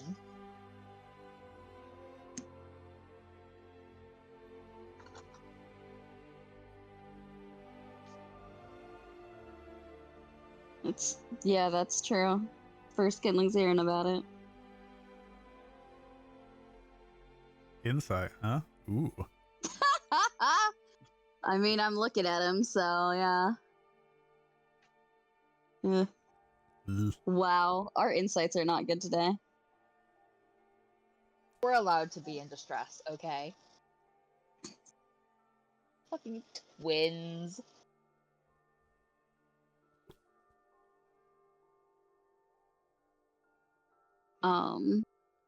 Again.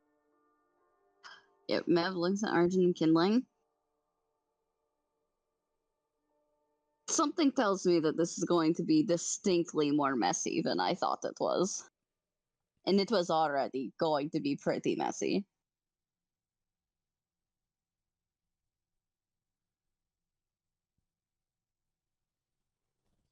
Should me and Kindling actually be here?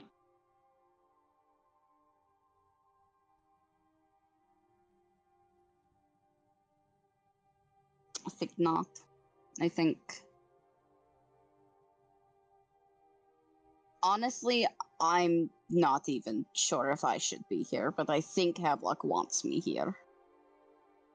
Hmm.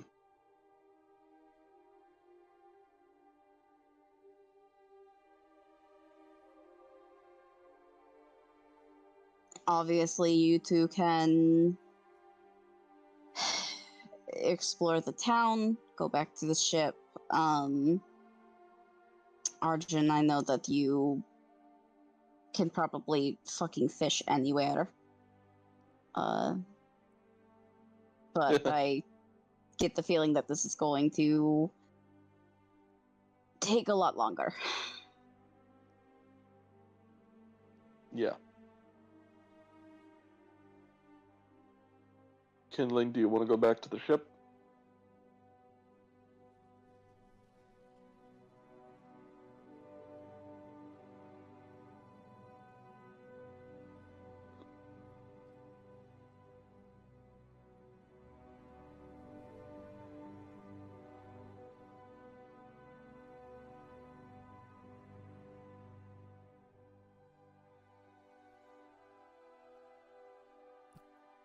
He said that's best.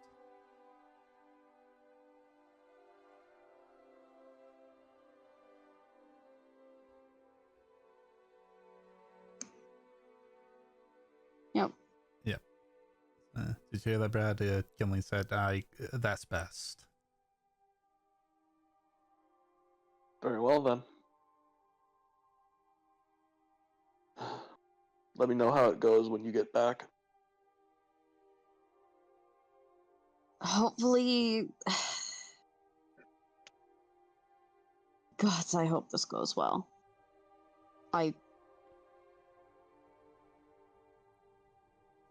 Havelock's being normal right now, but that's not going to last long. This is fucking with him.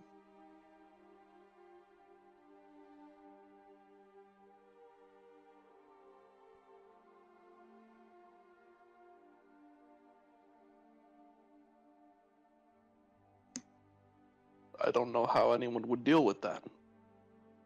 I suppose it's a family matter. Tree nods.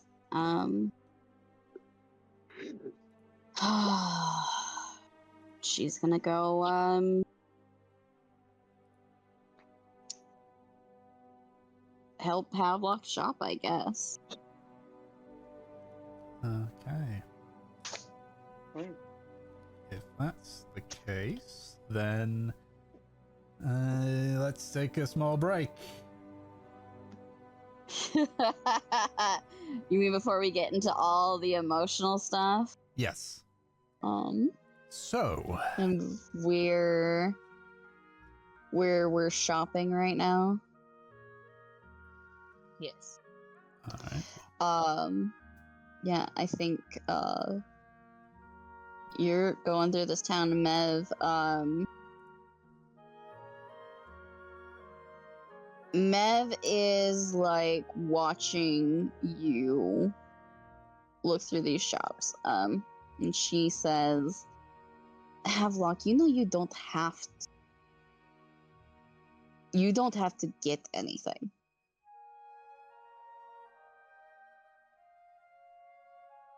And why shouldn't I be getting something? I didn't say you shouldn't, but you don't have to. I mean, why are you getting them these gifts?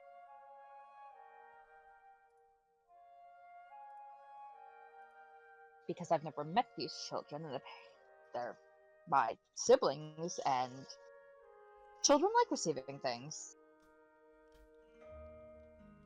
You should get them something to make them like you a little bit more. So this is to get them to like you. Because you think that you need to give someone monetary things in order for them to like you.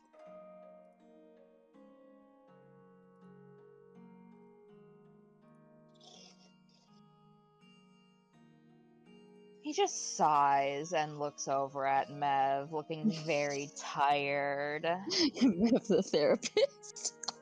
Mevalair, I understand you have an education, but this is not the time to use the education on me! I think it's the perfect time. You think that they won't like you if you don't give them something.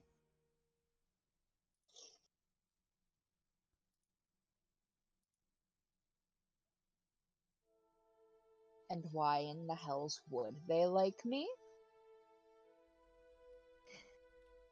Because you're their cool seafaring brother who cares a lot about them and clearly would go to a lot of lengths just to get them to like him.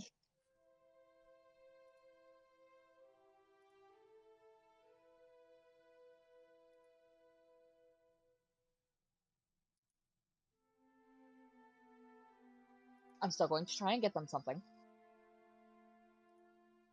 You don't even know what these kids like. Well, all kids tend to like soft things, perhaps some stuffed animals. You don't know if they like that. You don't know what their interests are. You don't even know what gender they are.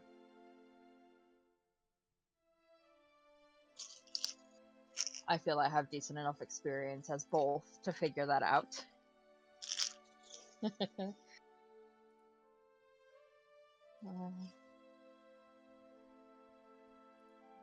nigger, I was dead. Dead! Yeah, he did. He had that surgery performed on you and said you were dead. Effectively, I mean, he did in a way, kill you.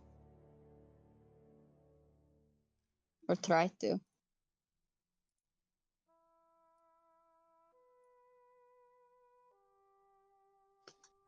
He tried to, and yet he left me with his name. He left me with my birth name. If he was trying to kill me, he sure made it fucking difficult. Havelock can sew, right? Yes. She looks at him. You're intending to get them a toy, right? Some sort of plush? Yes, I don't think Mother would approve of getting them weapons. She smiles. We have a bunch of Moen fabric. All we need is some stuffing and, I mean, a pattern. I make the pattern, you sew it up. Handmade gift.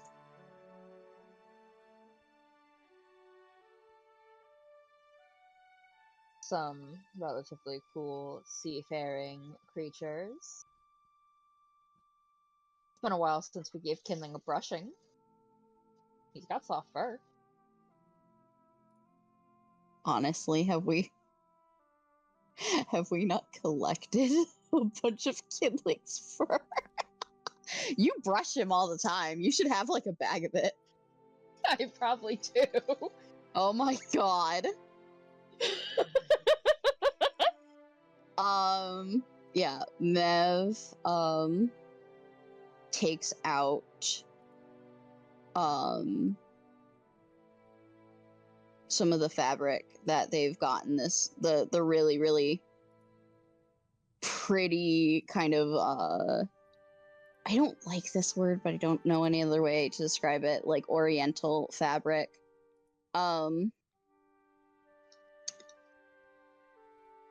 Fucking yeah, Eastern.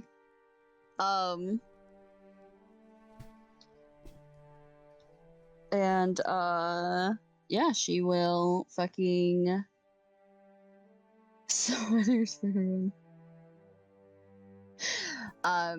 do you have a sewing kit? I don't believe I have one on me, so I will have to buy one. Yeah, okay. I have So 7 that's hunting what we'll traps, buy. but I don't have a sewing kit. Jesus fucking Christ.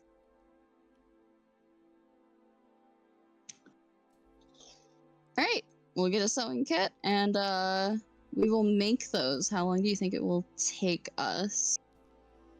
Depends on how big it is, basically. I'd say we can just make 2 like handheld plushes, right? I think you can trust an 8-year-old with a medium plush. Medium. Okay, the question is like, what do we make it?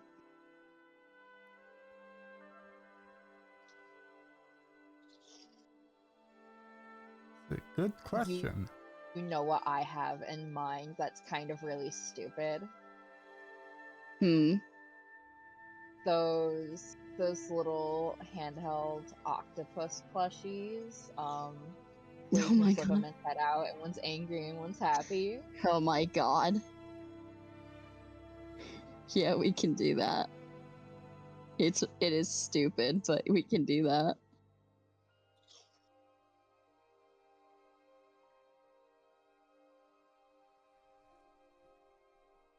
Angry, happy octopus.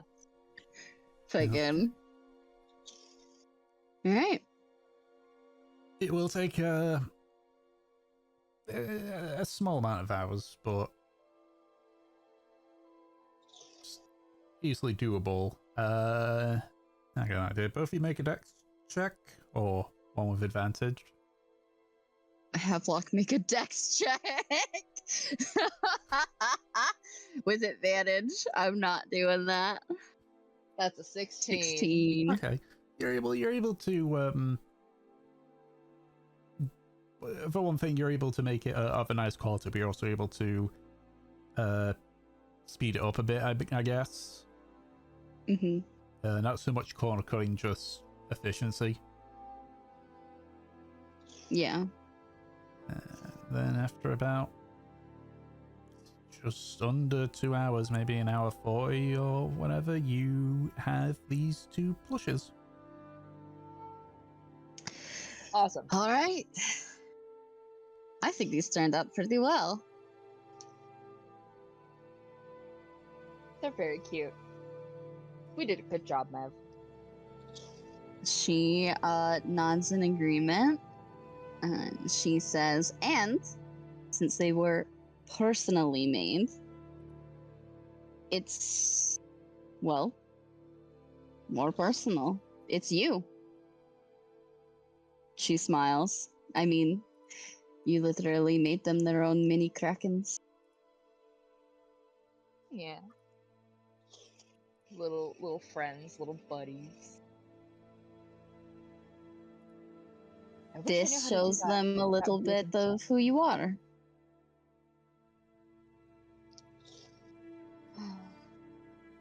Imagine if we could have had them enchanted, Mev. To do what?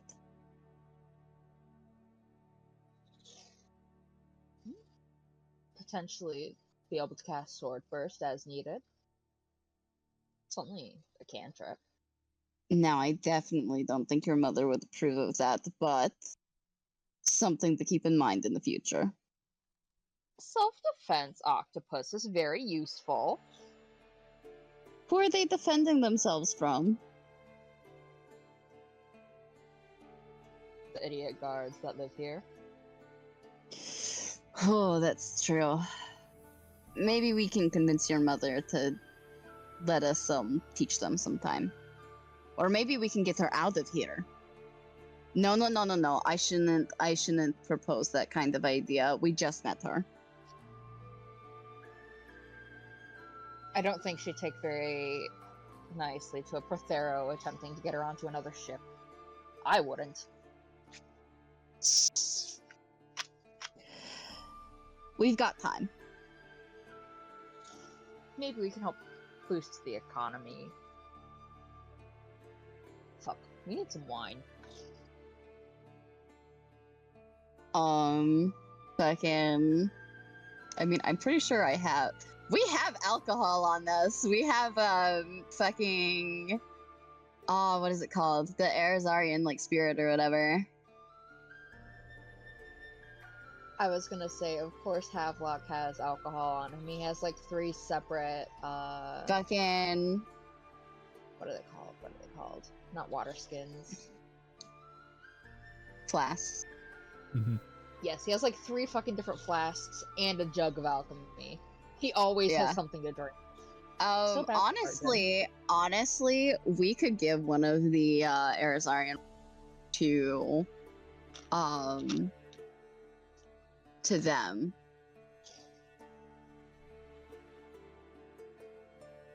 Havelock has some fancier scraps of cloth. He's gonna tie a pretty bow around the neck of the bottle. I'm not talking about the children. I'm talking about the fucking adults. No! Yes! Not the children! Not the Not children. the children! Fucking... Yeah, we'll do that. And I know that Havelock said like I need a drink. Mev will say, do not get drunk before you're supposed to meet, your baby siblings, okay? We can drink after. I did not say I need a drink. I said we need to get alcohol. Why? Why do we need to get alcohol?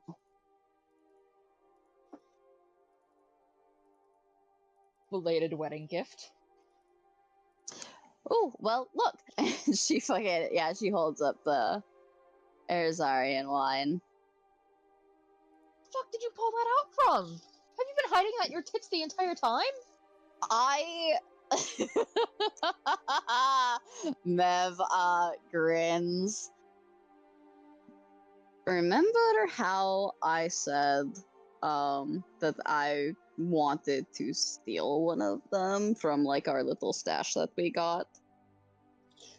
Yes, I remember you telling everyone that. Yeah, I barely remember that, but I vaguely remember that I did it.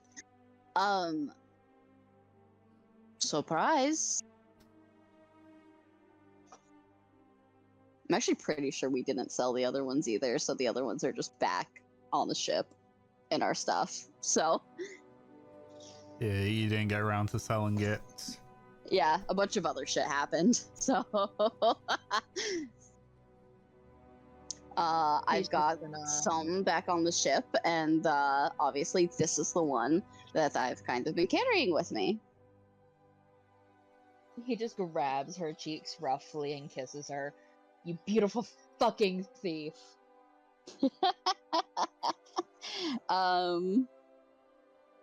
She she smiles in the kiss, like kisses you back. And she says, "Is it really stealing if it belongs to me?" Well, technically, if we were still working with Aki, he would probably say that it belongs to him. She rolls her eyes. Do you think you're ready?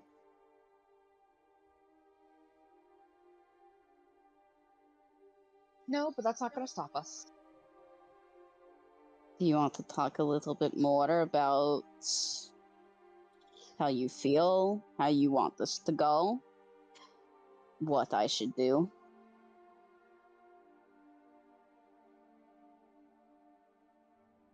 How do you want me to introduce you as?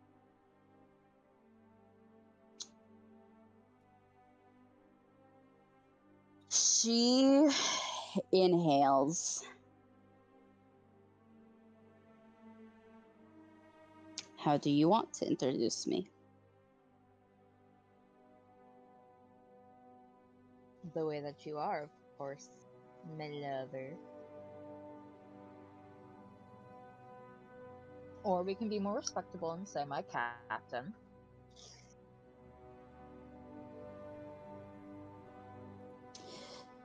Lover has a certain inappropriate connotation that I'm not sure your family would appreciate. These aren't. They aren't Moen. You They know are that. not small.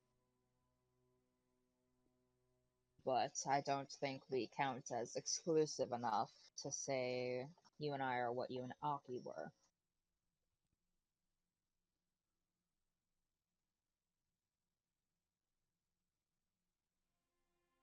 We would never be that exclusive Havelock. The only reason I entertained that was because Aki isn't part of our culture. Then is that just how we should explain it to them?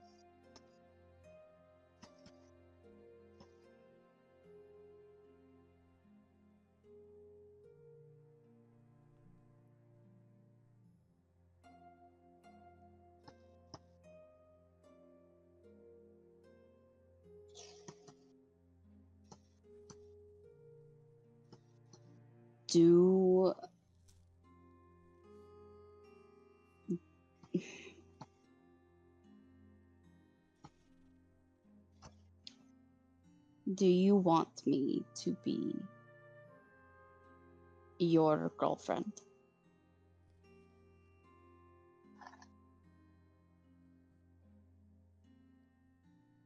Leveler, I want you to be my wife one day.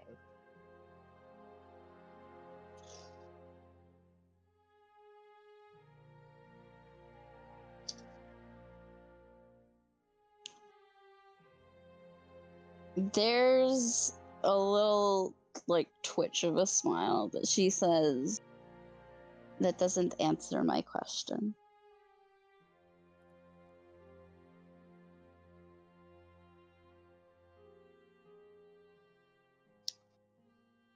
I think it does. But we can properly skip the girlfriend stage and just call you my wife outright. I'm sure my mother-in-law would be absolutely happy to hear that. You're such a shithead.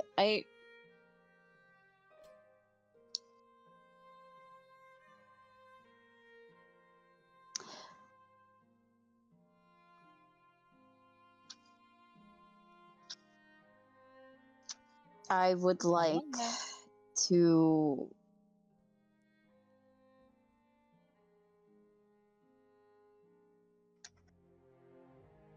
obviously we don't fit the standards that people here would.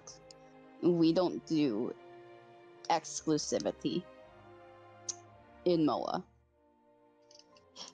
But I feel like the appropriate term is that I'm your girlfriend.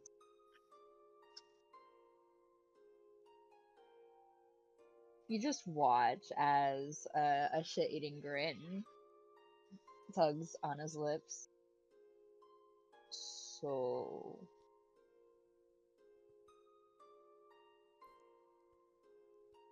In one day, I have gained a stepfather, 2 step-siblings, a girlfriend. And I found out my mother is actually alive. What a great day. Havlock, come on. You're killing me here. I know.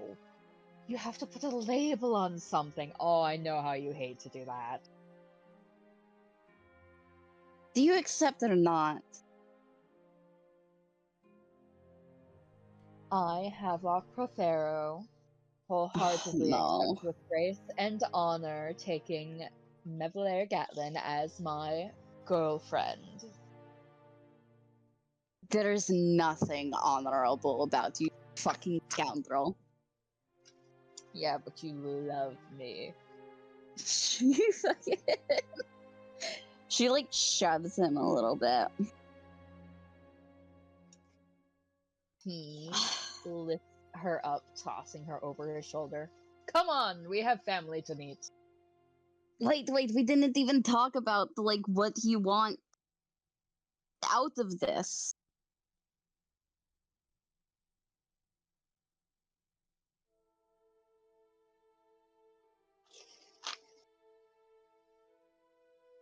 I want to be able to come home.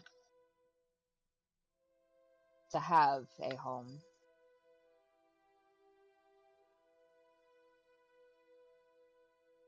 And I just want to see that my mother is happy.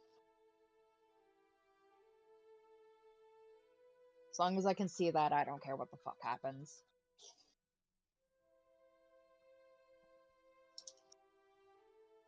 Okay. Then I'll work with you to make that happen.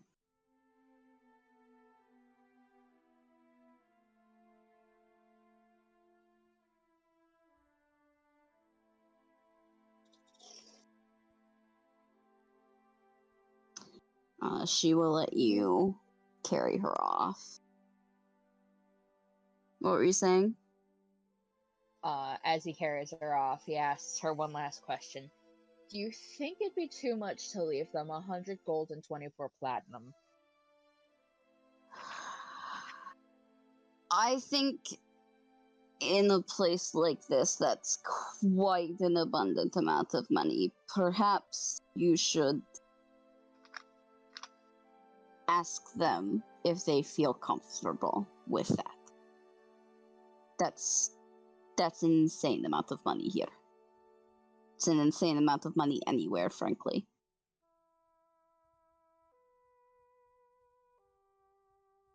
That's a fair point. And back to Havelock's home he goes. Alright. So, you carry Mev all the way back to your home. You knock on the door. Only takes a few seconds for the door to fly open. And there's Armor there. Her eyes at this point are red and puffy. It's clear she's been crying for a while. Just sort of like, no, she's like... Was she waiting by the door? No, it's... Oh my god. It was a few... it was definitely a few seconds. Though you can actually see that... sort of like, just looking in, you can see what looks to be... like a kitchen table or dining table. You can see one of the seats has been tossed over to on the side. Okay. Just sort of like looks, she's like, before she just pauses, is your friend okay? Oh, yeah, he's fine. He's fine. I think she's talking about. Is she talking about Killing's appointment? No. She's Or- talking okay. about the fact that you are right now That Havelock's, being carrying carried meth. by Yeah, Havelock. that's what I thought. Okay. She's fine. She's short. It's faster if I carry her. Fucking mess. Fucking looks at Havelock like so offended. Oh my god. She fucking like slaps your chest. Put me down, you fucker. Do not curse in front of my mother. That's like inhale. Right. These are people who probably don't do that. Oops. This woman's probably Catholic. But yeah. Just put me down. All right. Settle down. He's gonna gently set her down instead of dropping her like a fucking- rock. Oh my god, I hope that he doesn't do that. She like fixes her clothes. She holds out a hand. I didn't get the chance to properly introduce myself. I am Mevalier Catlin. Like reaches and just like grabs your outstretched hands with both of hers. Thank you for. So it looks at Havelock. Thank you for being there for him.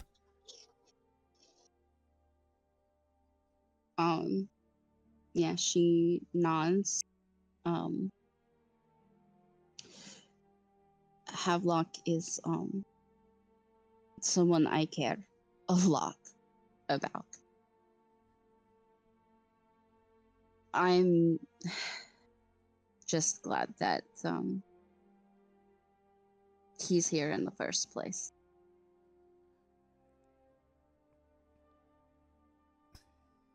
So am I. You have no idea.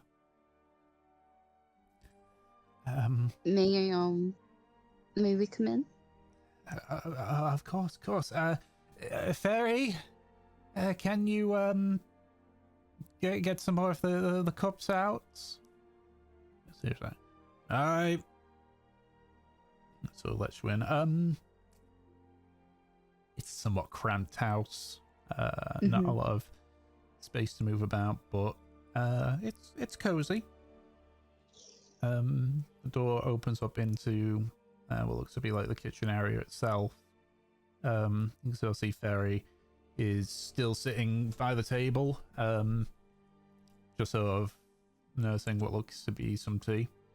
He just like stands up and puts the kettle over the fire.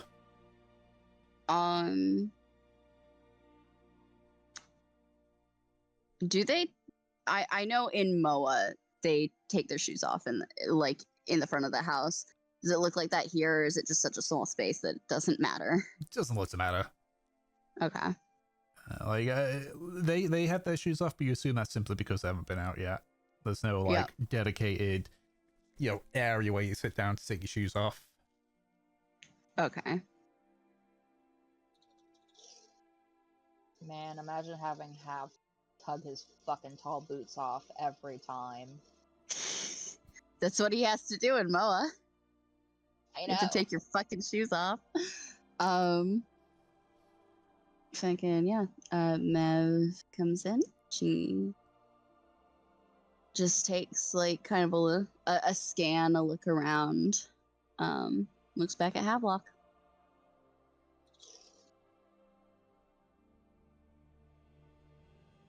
So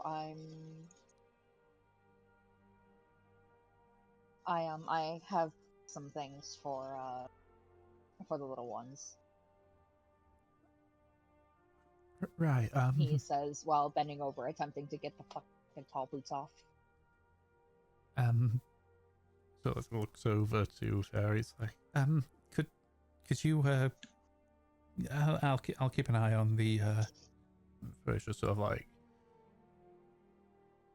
it's not so much like a roll of the eyes, but it's just sort of like a bit of a tired look. Don't It can run be. yourself ragged. But he steps aside and heads through a side door.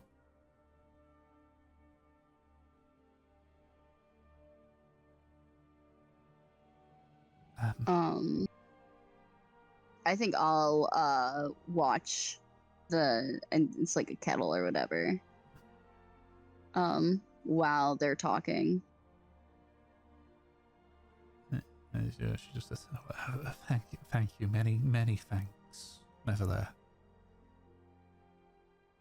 Go ahead and sit down. Just like picks up the chair that had been knocked over and just sort of like sits down on it. So, rubs her eyes. Looks at you, Havelock. I mean, sit. Go ahead and sit.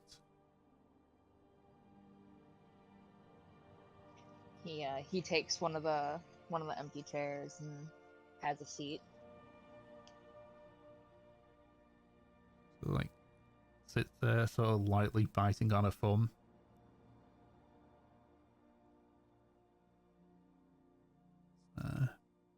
About a minute passes, and he's the sound of some childish voices as two girls end up walking in, or running in.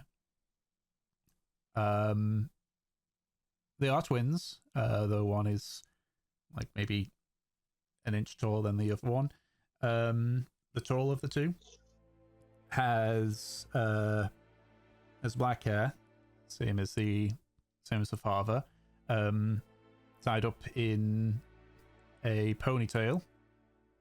Her skin is lightly tanned. Forgot to mention actually that her armor is more fairer skinned, whereas this fairy is darker skinned.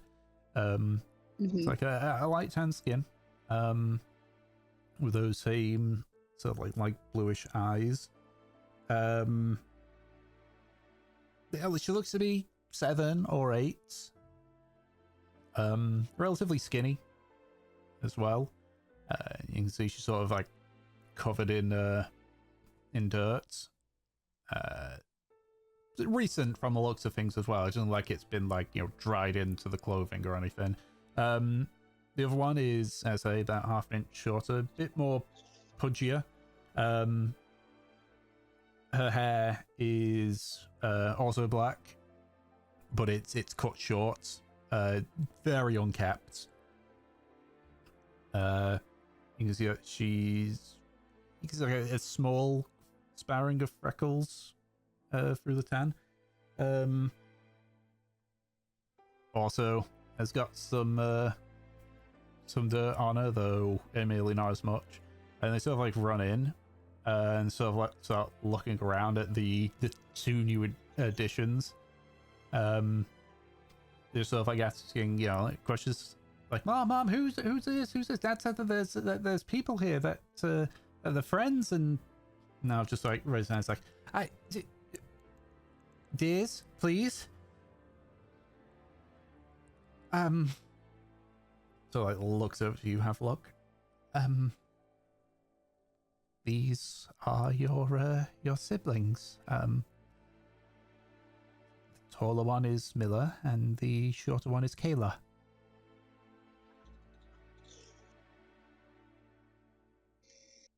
Just confirming, Tom. You said Mila, Kayla. Yes. So, taller sister is Miller, spelled like this. And the shorter one is Kayla, spelled like that. Okay.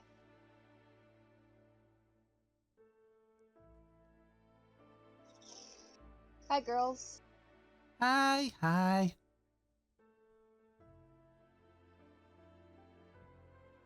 He leans down a little bit, getting closer to their level. You two look like you've been getting into trouble. We did not. Yeah, we were just playing outside. That's a lot of dirt for no trouble. It's okay, I won't tell Mom. He winks. She's right there, though. I'm pretty sure she heard us. She looks over to Armor. We were just wrestling, that's all. Armor just like rubs her forehead. It's already been a long day. It's fine. It's fine. This my fairy sort of walked in. Sort of like leans against the door frame. Miller, Kayla, this is Havelock. This is your older brother.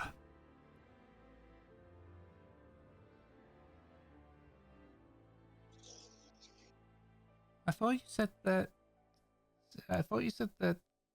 Havelock went away. Like for a long time. Well, I'm sorry, kids. I was sailing. Just got back from a long trip, too. yes, sailing takes a long time to his. That's why I said that he would be away for a long time. Oh. I didn't know Havelock was a sailor.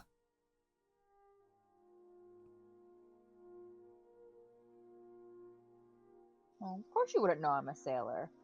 It's a very dangerous job. Lots of things can go very wrong. But I have some gifts for you.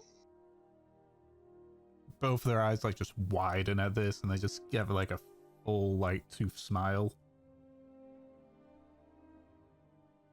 Havelock will take out the two little octopuses and hand them over. There's like a pause before they practically rip him out of your hands. Oh my god. And they just start like squealing, so like jumping about looking at each other, just like showing each other. Fairy speaks, so it says, "What do you say?" Oh, thank you, Havelock. Thanks, Havelock. Now be careful with them. Don't be too rough. They're your little seafaring friends, okay? Okay.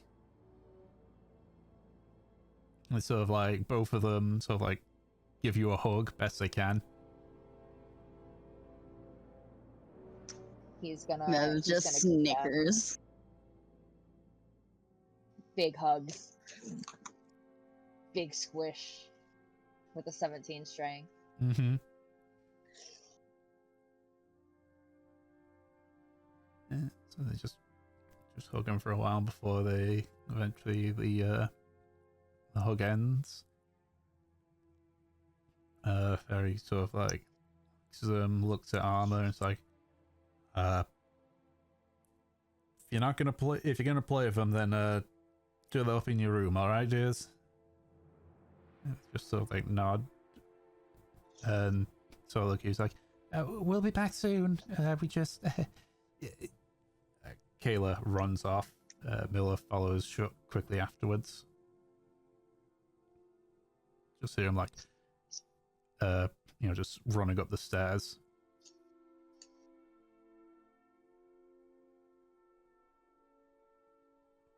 Havelock just looks over to Alma. So have either one of them broken their arm climbing the trees? Miller did.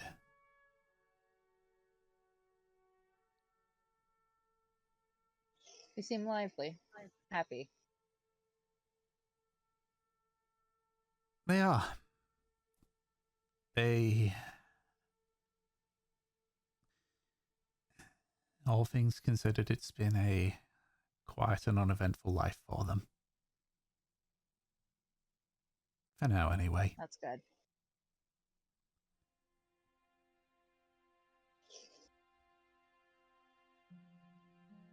How have you been? Both of you, obviously. It's been tough. It was tough. Ever since that day when Cadwigan took you.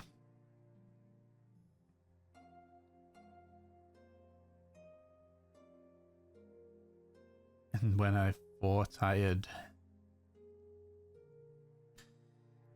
began to recover, began to love again, he came back 6 years ago to say you were dead, so it's been...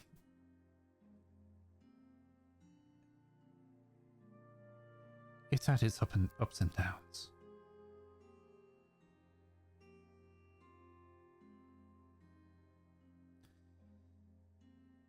And even when things have been better, I've still lived in fear on what Cadwigan would do if and when he comes back, and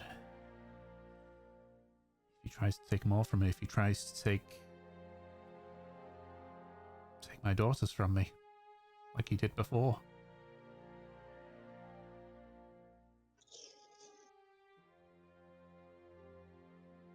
Well, that can't happen anymore. The ruby's rather sunk.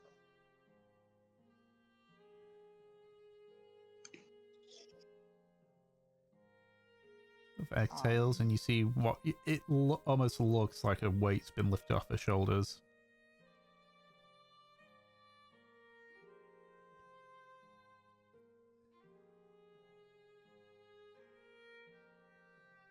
I'm glad to hear it. I felt like he was just waiting in the sidelines, like a Grim Reaper waiting for the time to strike. He said as much.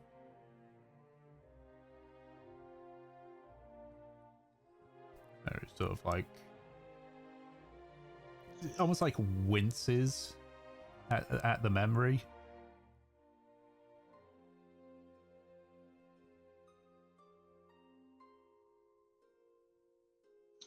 He will never hurt you. He will never hurt anyone else again. That man is dead. Eaten by the creatures of the sea. As you say that, Havelock, Mev just like rubs her wrist.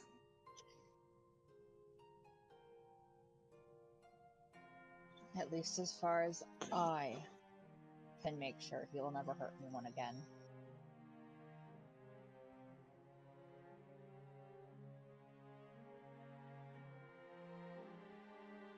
Good. He's done enough damage.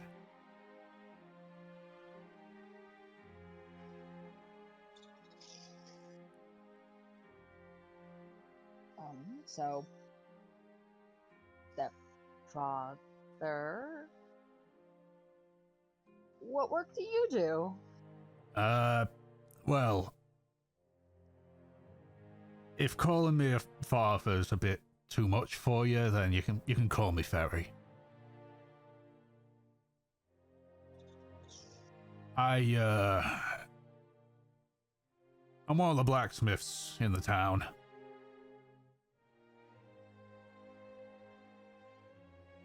Decent pay. We get by.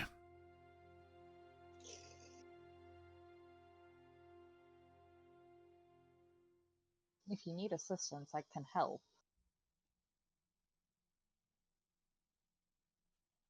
So, like, thanks back for the thing for shaking his head. We got a happy life. So, No repairs that need to be done? Nothing? if there's any repairs, I do them myself.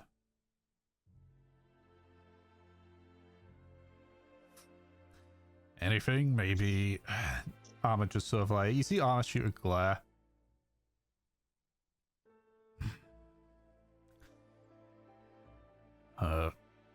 Few silvers for some newer clothes wouldn't go amiss.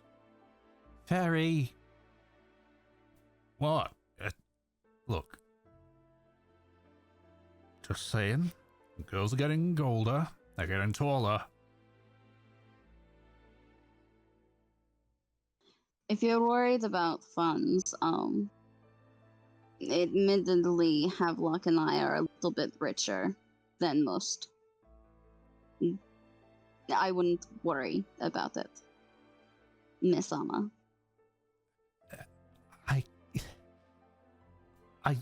I cannot in good faith have it that my son walks back into my life and suddenly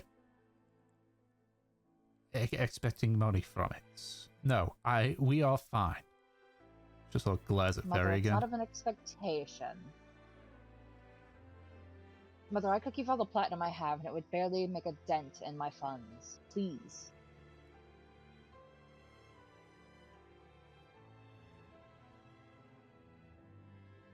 Looks up at Fairy again.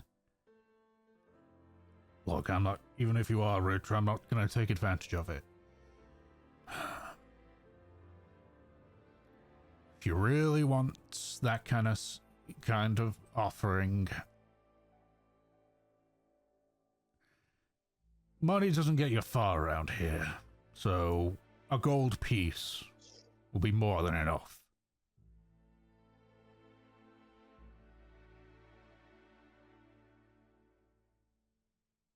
Havelock will rummage through his coin purse and slide 4 over. A gold for everyone that lives here.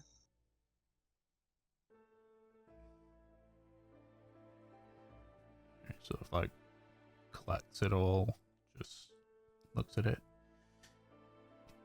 He takes one of the coins out, puts it in one pocket, and puts the other 3 in a separate pocket. Just sort of looks to Armor, just pats the one with the 3 coins, says, "Rainy day fund." Armor's wiping tears away again.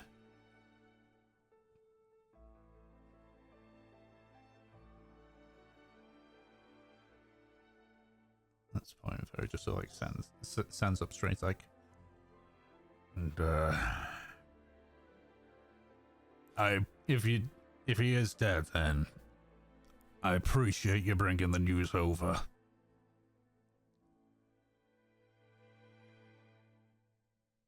Would have gotten to it sooner, but things have been a little hectic. More than a little hectic.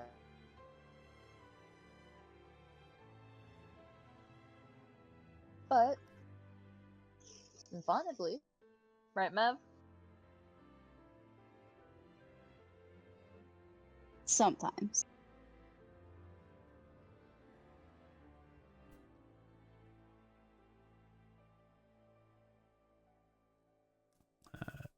Armor's just like finished trying to go as best she can. It's like, wait here, please. Just quickly heads off into a separate room. And you sort of like hear this sound of some things being moved. It's just the 2 of you and Fairy at this point. You're sort of like leaning against the door frame. Mev smiles at him. He gives a somewhat pained smile.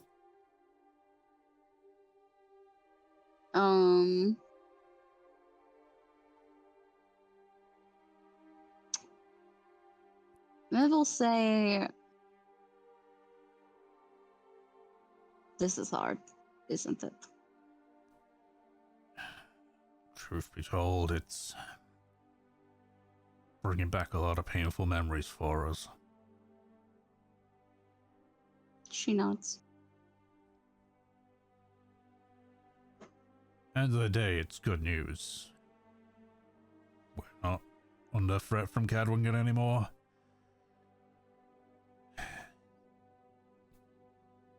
So now maybe we can fully live our life as opposed to looking over our shoulder expecting him to show up.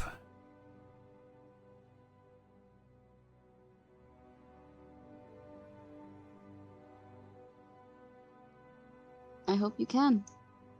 And I hope that with time, all of these bad memories that they're coming back will be drowned out by good ones. I hope so. Almost had it worse than me. My only interaction with Cadwingen was when he came back here 6 years ago.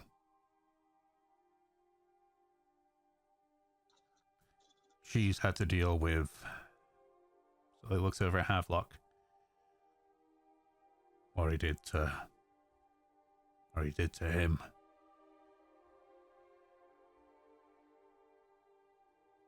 She nods.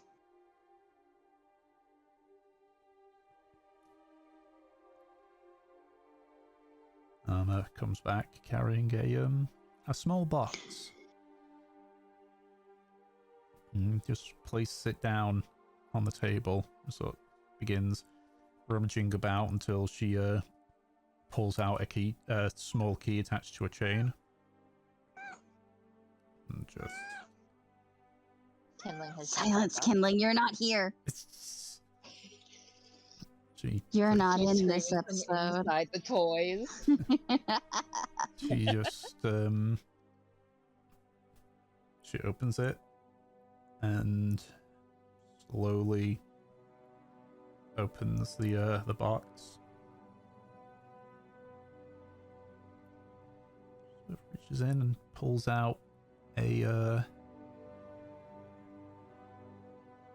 essentially is a medieval version of a teddy bear. Also, turns the box to face you.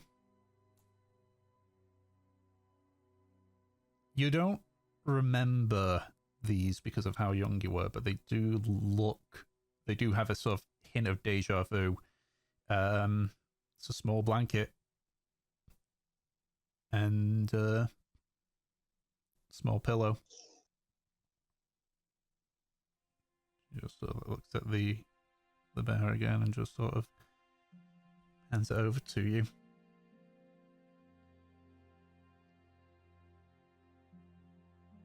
These were He yours. gently takes it in his hands. These were yours.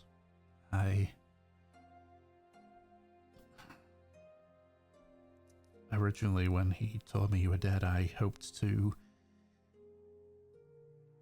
find where they buried you and put that with you, but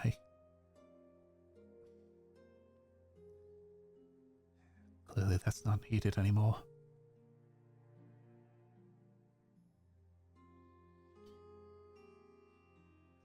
No, but I can take him with me.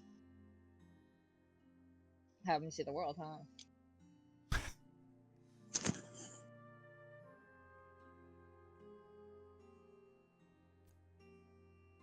Have him see the world like you actually wanted to, not how he wanted you to.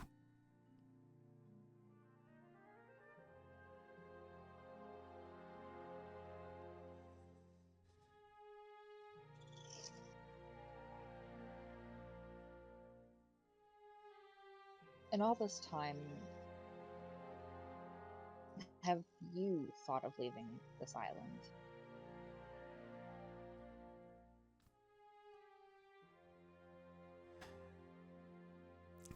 I couldn't.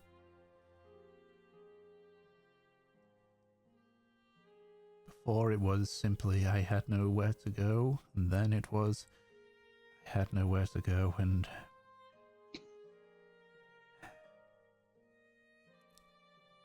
he made it clear to me that if I were to leave the island, that he would hunt me down, kill me, and take my daughters as his own.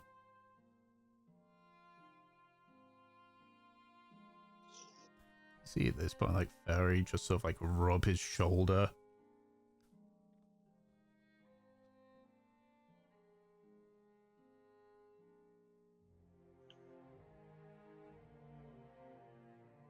Well, Yeah. you're welcome to do anything that you really want to now. And some more good news. I haven't turned out to be the worst person in the world. I'm a paladin.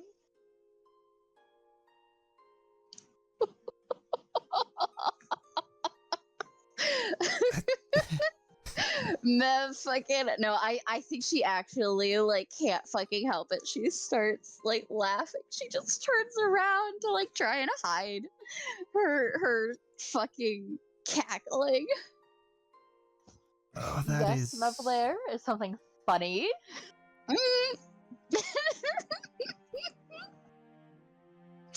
I just no, nothing's funny. I find it funny. Catwigan hated religious ceremonies. This is just added insult to him, I'm sure. Oh, absolutely, absolutely.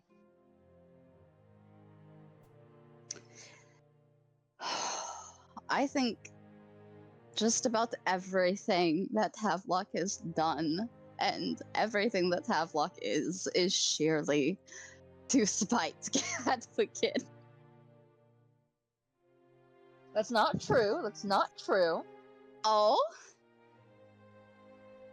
Dawes was not brought into this with spite.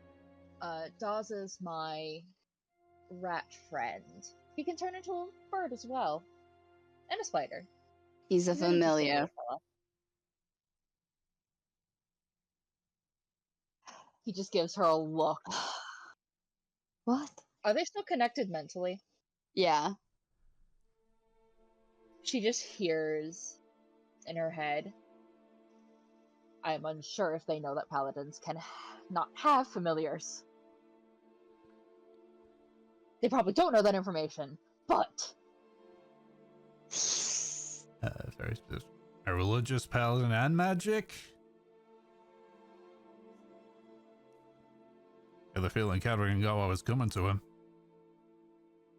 But, so like looks at you sternly. Look, I know I got no right to tell you what to do, but don't dedicate your entire being just to spite Catwigan, especially now that he's dead.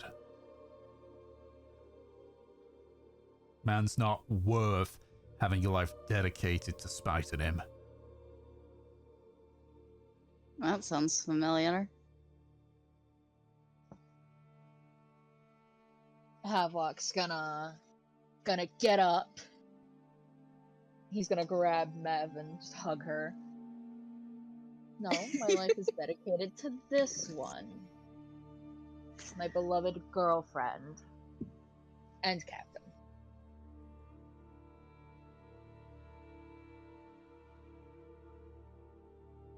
Fucking Mev just... She's still laughing. She just shakes her head.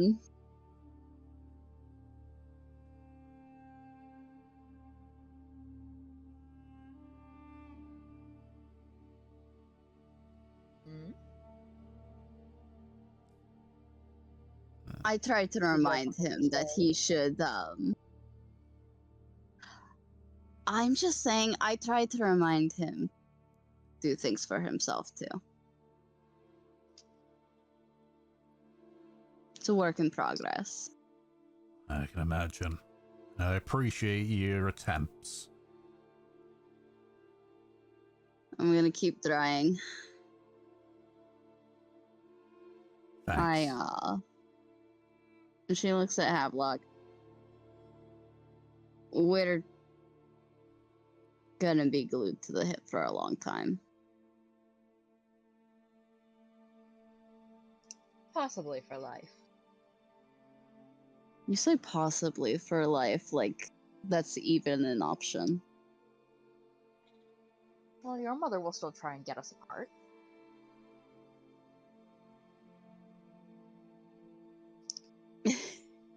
It looks like Bev wants to say something to that, but she can't because at this point Camilla has established that she wants to fucking kill Havelock.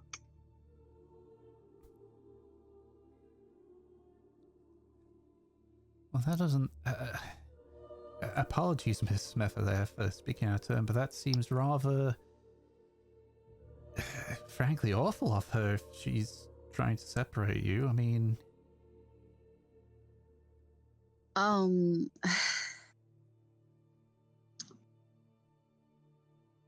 If you're familiar with Catelyn, you're familiar with the Free Pirates. Vaguely, he kept me out of his business for the most part, barring the odd thing here and there. You familiar with Mullins? No, he never mentioned Moens. She nods. Well, pirates are separated into two different factions. There are the Free Pirates and the Code Followers. I know of code followers. Well, weaklings as he called them. Code Followers are Moens. So I'd appreciate if you just called us pirates out here. Don't need any of those fucking Zemahan guard hearing. Oh, there's no Zamahan guard presence here. Only local militia. Oh, that's why they didn't know me. That explains a lot. That really does explain a lot. You were questioned at the thinking they dock, look- weren't you? Yeah, we were. Fairy, what? Can you tell your uncle that his son needs to chill out? Oh my god. Your uncle. Oh my god. That means that's your step cousin. Does he need training? No, I can help. it's fine. We'll say pirate That's fine. whenever the Zamahad do show up here for occasional resupplying, but they don't show up here a lot, like once a year. Great. And that fucking anyways, festival, isn't it? I am Moen. And my mother is Camilla of the Nymph's Needle. Cadwigan's arch enemy.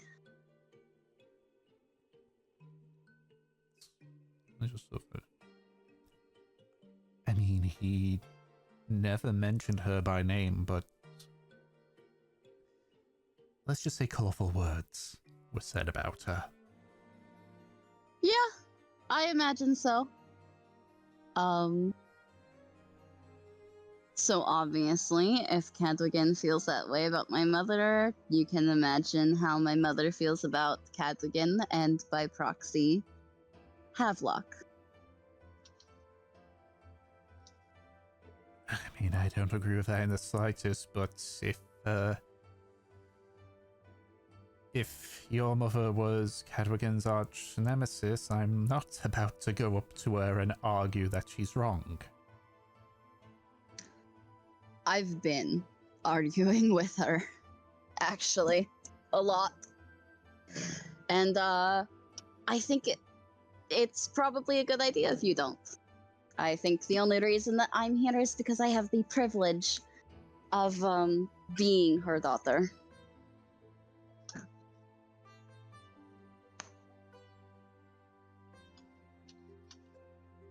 Suppose so.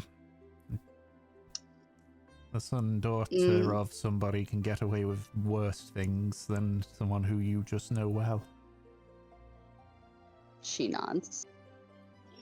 My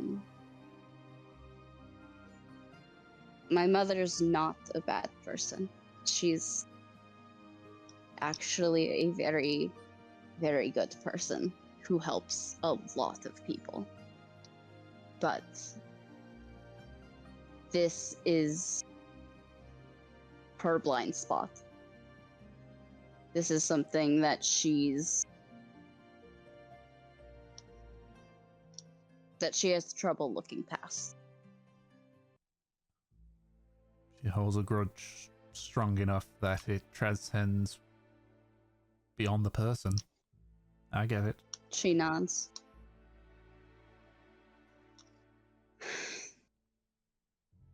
Not going to stop me, though. I've already pissed her off. Here I am.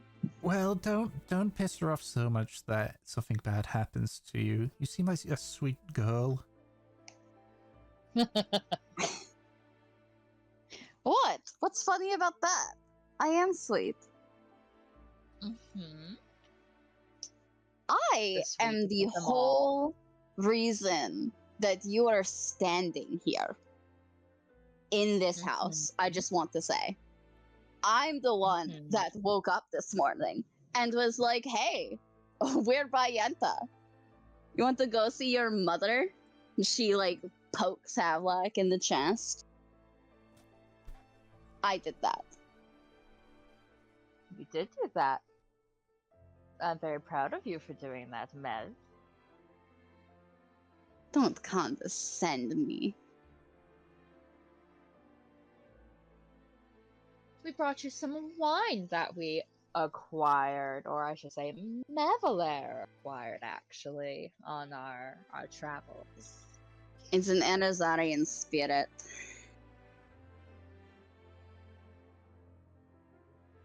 This person sort of like look at each other. It's like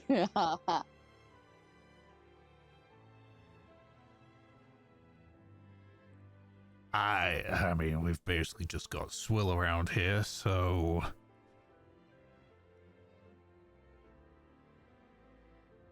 For him, Mev will take out the bottle. She'll set it on the table. you sort of just sort of like lean over and sort of look at it. Like brows furrowed. Before he just shrugs. You know, fuck it. Just grabs it and like uncorks it.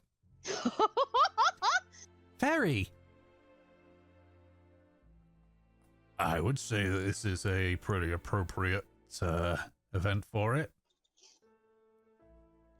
I found your long lost son.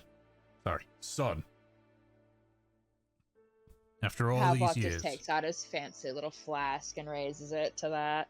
Mev grins. I like this guy. Just fills up a few of the cups and just hands them round. Corks the bottle again. Just so like raises it and just downs it. He gets like halfway before he just like stops like, God, that's strong. Ugh. Ugh. Fucking Mev goes, cheers! And she fucking downs it like a shot. Cheers! Talos is tried and he eventually drinks it all, but he struggles. I can. Mev cackles. She's like, what's wrong, big guy? Can't hold your fucking liquor? I can hold my liquor just fine, but remember the part where I said we've basically just got swill. If you need something a little bit lighter, I have other things on hand. No. And he's gonna take out the alchemist jug. Oh my gosh. We're crazy. This is a bunch of like normal peasant people, and we just came in as like rich ass adventurers, just like want to see all the cool shit we have. Holy fuck. I mean, strength aside, that is some good shit. Oh, Right? We've got a couple more bottles. I think we've got what? 7 now? 7. We could probably leave about 2 more. That'd still be some pretty good profit. nah. This here, this drink, some of you save for a special occasion. It's not so special if you can just hold on to some. Yeah, she nods. Nev looks to Amma. You gonna try it? She so sheepishly, like, drinks some of it. Her eyes just scrunch up as she drinks the first bit. Oh, this poor woman. And you don't have to. You know, no pressure. Thank you. Hands it over to Fairy. Yeah. She doesn't drink much. Just drinks it. He again so like takes a bit through it, winces a bit, but he recovers a bit quicker this time and just finishes the cup. Ah. Mev delights in watching this. Oh shit. You should probably sit down. I should. He sort of sits down. It's like, ugh. I'm okay. Cheers. You gonna be okay for work in the morning? I'll be fine. It's not drunk. Yeah, I mean, fuzzy, but, you know, I still got my bearings, mostly. The judgmental Moans staring as they just watch.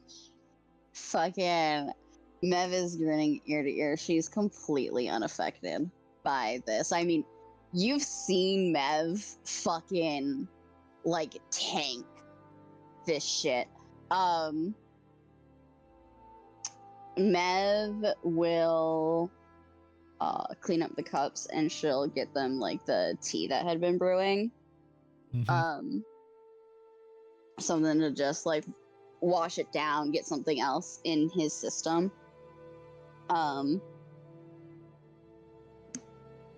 Actually, I have some fucking rations that he can but yeah, Mev sits down, hangs out.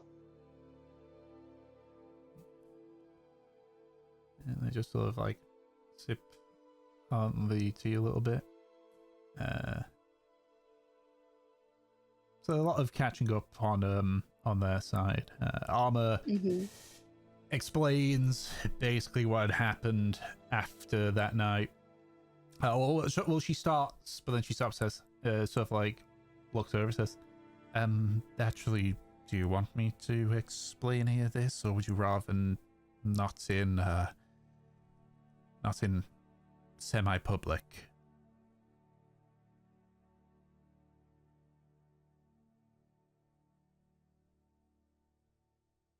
This director, that's you, Havelock. I'm sorry, can you repeat it one more time? My brain had a minute. Oh, actually, would you want me to catch up on my stuff, including Cadrigan's stuff, with people around, or? She's asking if you want to You're talk in more than welcome private. to. What was that, Anna? You're more than welcome to. Go ahead and talk. After that night, well, he made it clear that he'll be back with good news. He said that he was going to take our daughter to become something better.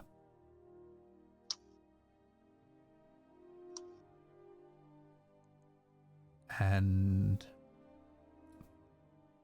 for a few years, I waited and literally spent the evenings looking out on the ocean, seeing if I could spot the ship coming back.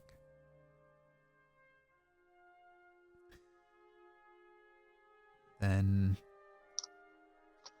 about 9 years ago, I met Ferry. Originally, he thought that me standing out there looking was part of the romantic stereotype, you know, long walks on the beach and all that. When I explained to him why I was doing it, I told him a bit about what Cadwigan did, and he offered to keep an eye out as well, and if I needed somebody to be there when he came back, that I could call on him. One thing led to another, and we eventually married. And then eventually I was expecting.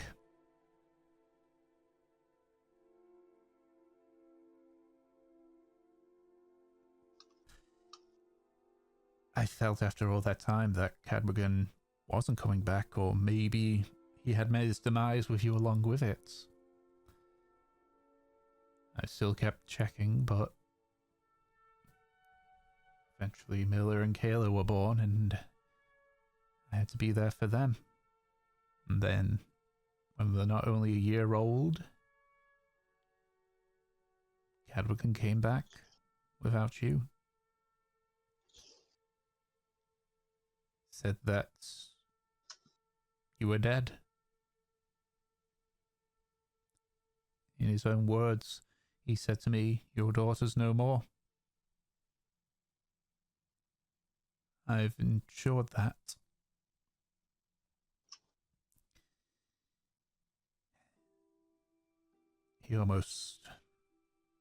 He gloated about it.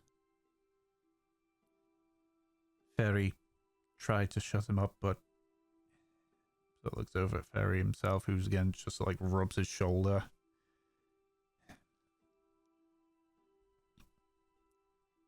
Very strong, but he's no warrior. Cadwigan broke his shoulder. Made it clear that he would be back once again to reclaim something that he left here. And if I were to find it and take it, or leave, he would hunt us down, kill us, and do the same to my daughters as he said he did to you.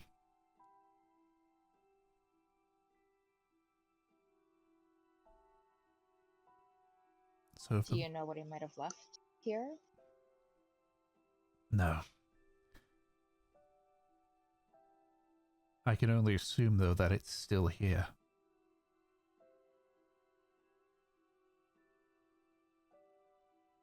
Here where? I don't know. On the island? The island, the house, the town? I don't know. She looks at Havelock. You want to find it?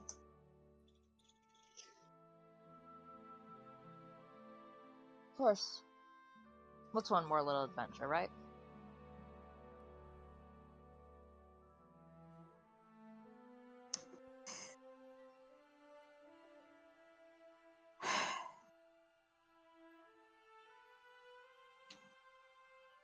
How did you and Cadwigan get acquainted?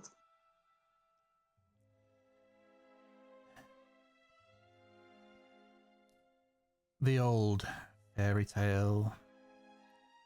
A young lass who had hopes for the world meets a dashing rogue with charisma to match. He shows that he has wealth and can give her anything she desires, and the naive lass agrees. And then, like some fairy tales, the lass realized that she makes a mistake, that she didn't marry a Prince Charming, she married a monster.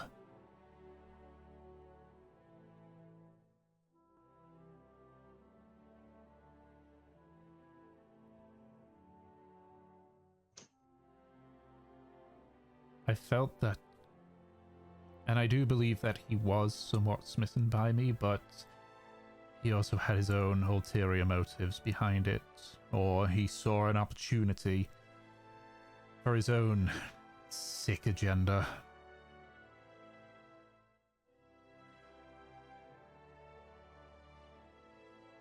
Do you remember what Cadogan was doing at the time that you met, why he was in Yenta?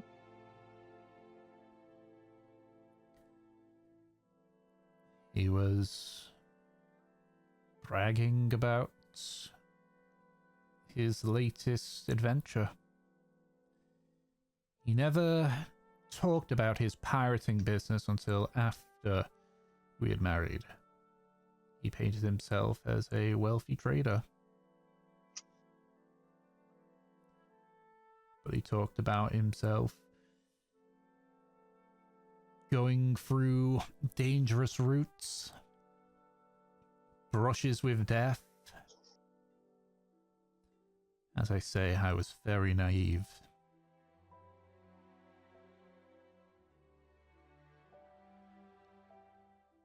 With the kind of work that we did, technically not a lie still. How about when I take a sip of the tea?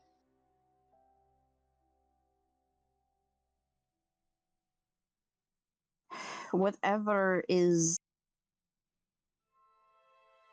Cadogan was going to come back for, if he was threatening you, Amma, that means that there's something that you know that made him think that you could find it.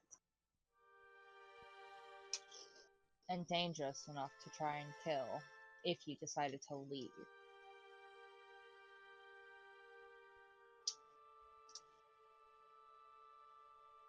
Is there anything that you can think of? Something leans back.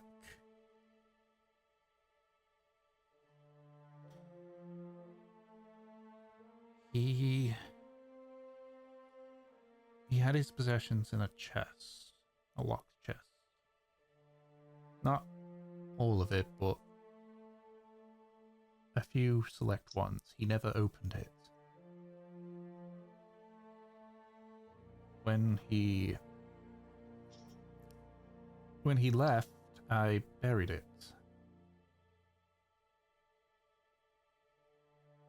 When he came back, Do you remember where? in the I disguised it as a makeshift grave for yourself.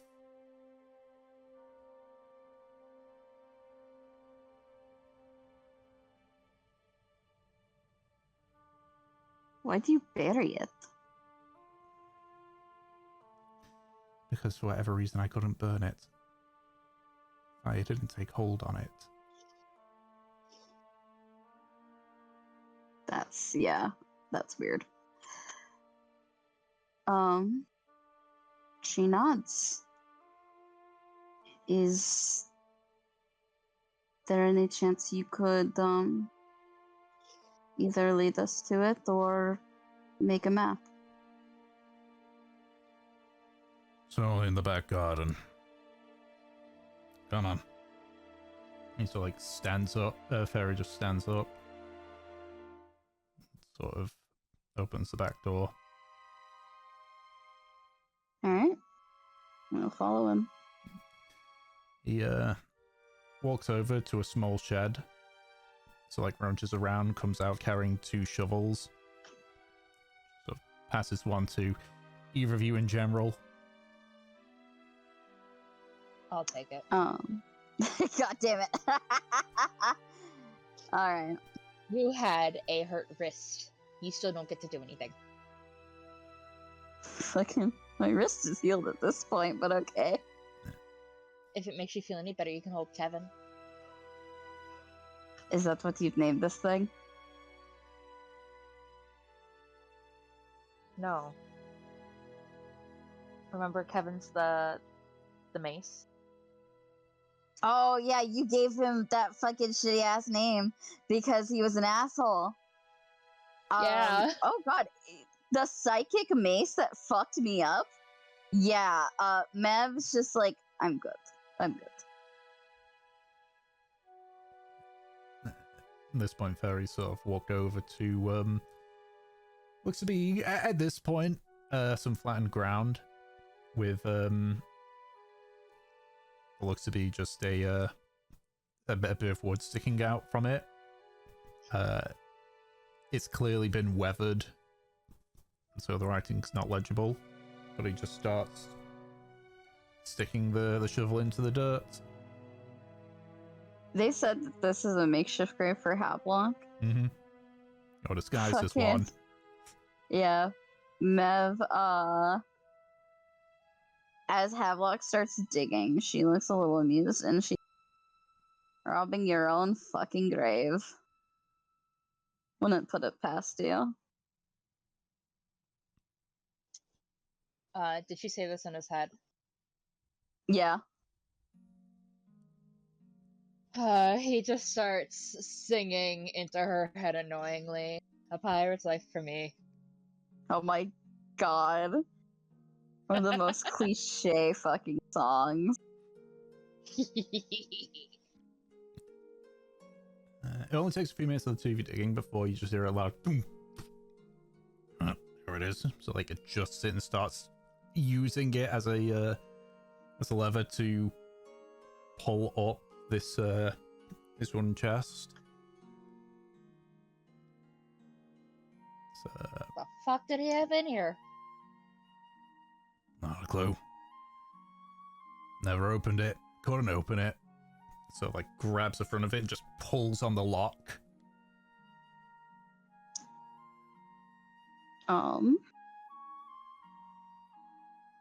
Yeah, Mev looks at it. What's the lock look like? It actually looks like a regular padlock.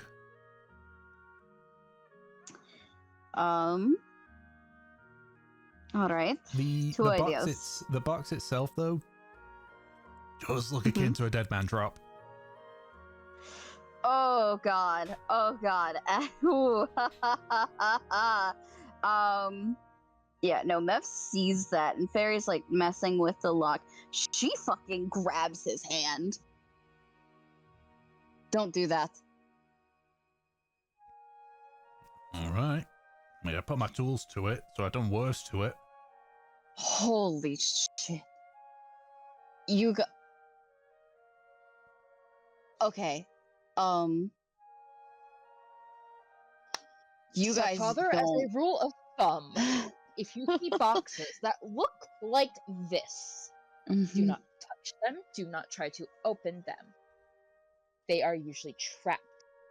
You're lucky to be alive because this thing hasn't opened.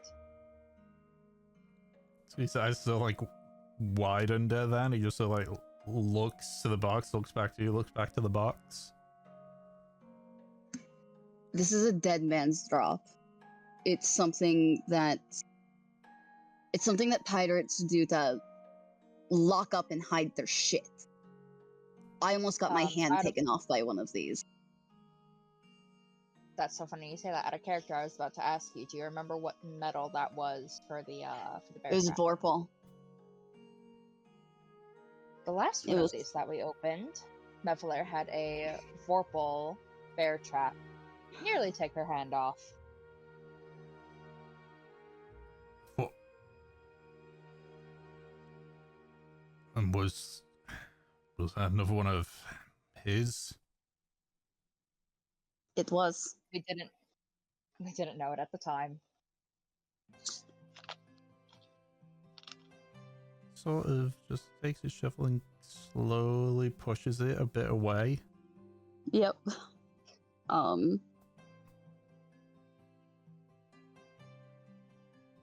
Just we are going to fuck with this a little bit, but frankly I'd recommend that you go inside. So like steps back towards the tool shed. He doesn't go probably back inside, he just steps, you know, a fair distance away though. Just over the tool shed, just watching. But he sort of like crouches down, so I make himself a smaller target. She looks at Havelock.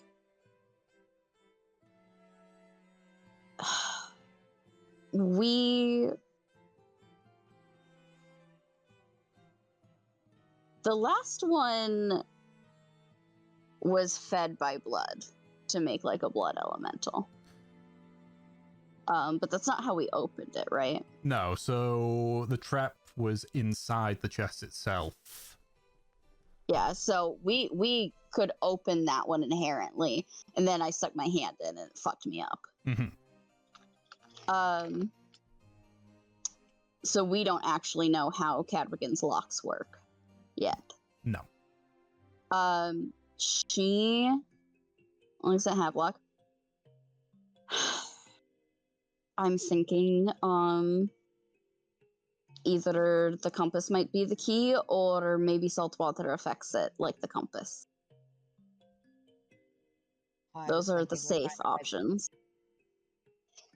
Safer option. We haul it down to the beach, away from any people it could potentially hurt, and I try and speak with it. See, ask if it knows what it has inside of it, how to open the lock, if there are any traps on it.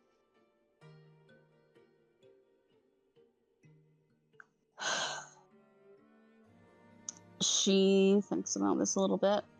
I don't know how much I want to haul this around. This is like, for all we know, this is a bomb. Havelock. I mean, apparently they've been dicking around with it for the last 10 years, but it's still dangerous.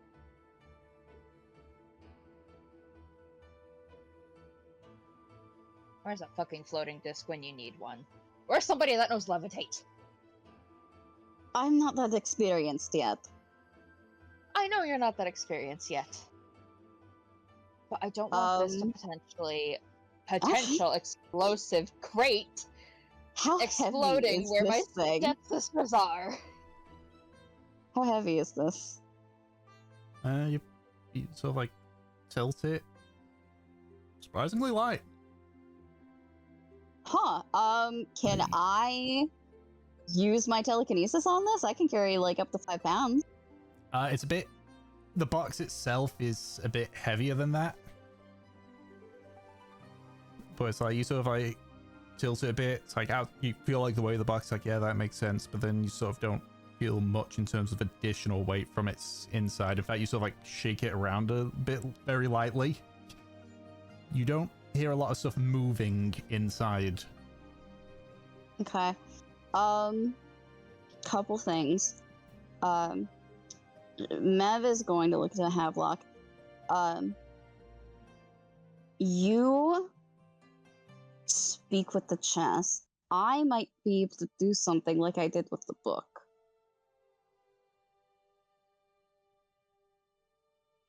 I'm not letting you light up like a torch and pass out for 2 days again.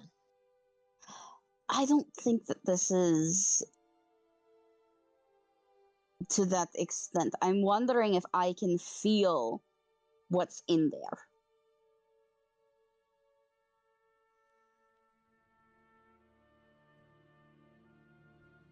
If things seem off, Mevalair, I want you to stop immediately. I will. After what happened to Valkyr,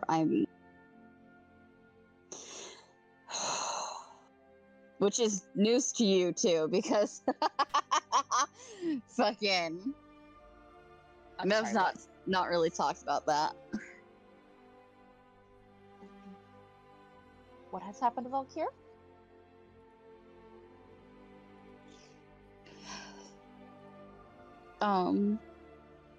Valkyr isn't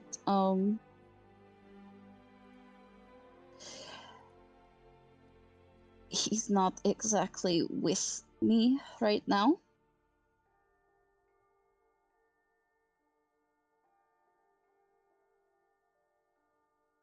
Did you kill the He's Shadow in, Man?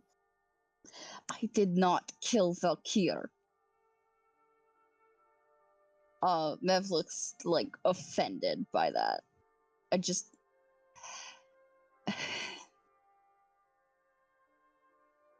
when we went in the book, he got severely injured. He's in kind of a stasis right now. He's recovering. But he's not getting worse. As far as I know. But I'm not exactly sure what's wrong with him either.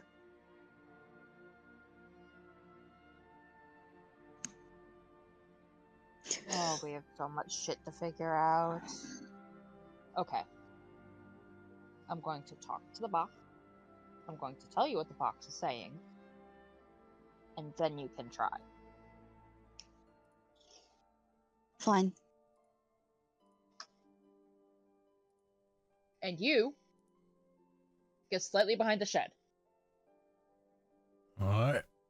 So moves himself behind the shed. He's still sort of like looking.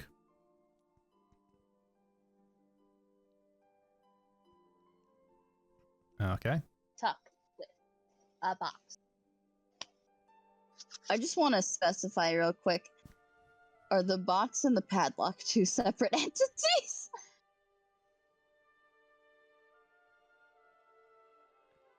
Who knows? You Who cast knows? We'll figure it out. You cast a spell. You sense a spell take hold. You also sense it's just silently observing you.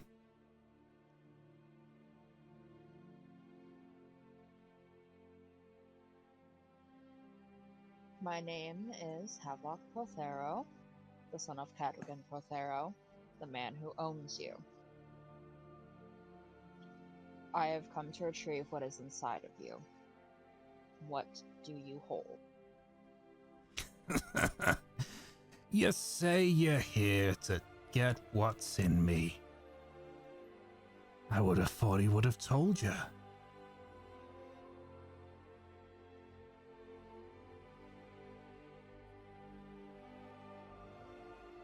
Well, he is a slimy bastard, and you are to answer the question. Am I now? You are.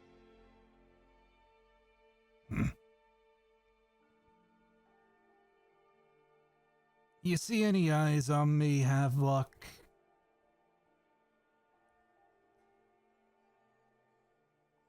I'd assume you'd be smart enough to at least vaguely know what you feel inside of you. Fair enough.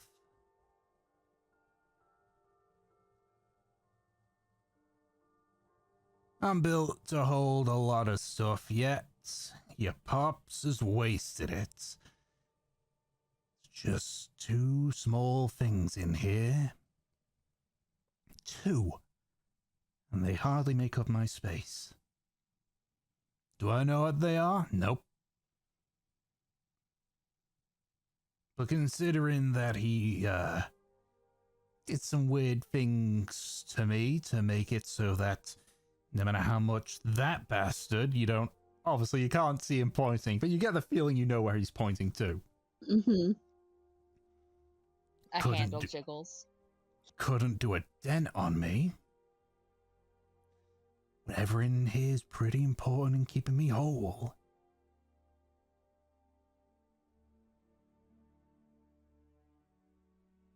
How do we open you? Well, surely you'd have the key, right? Of course, but if we don't have the key? Okay, shall look. Oh, you better be really good with a lockpick.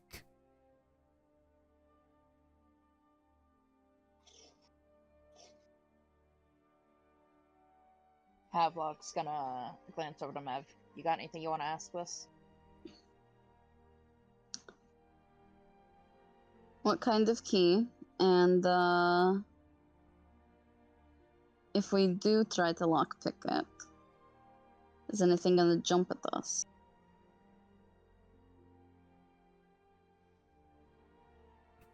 You relay that back to it, he just goes.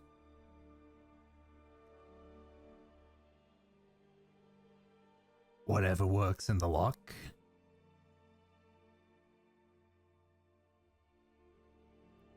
And let me put it this way. If there was something that would happen if you opened it, that one would have triggered it already. It was years ago, but I've had a lot of time to stew on it. Is this box resentful that Fairy tried to get him open? Like, this it just sounds more than just like ha ha, you tried to open me and failed. It sounds like this guy has beef with Fairy. Like a personal grudge. I'm pretty sure he does at this point. So,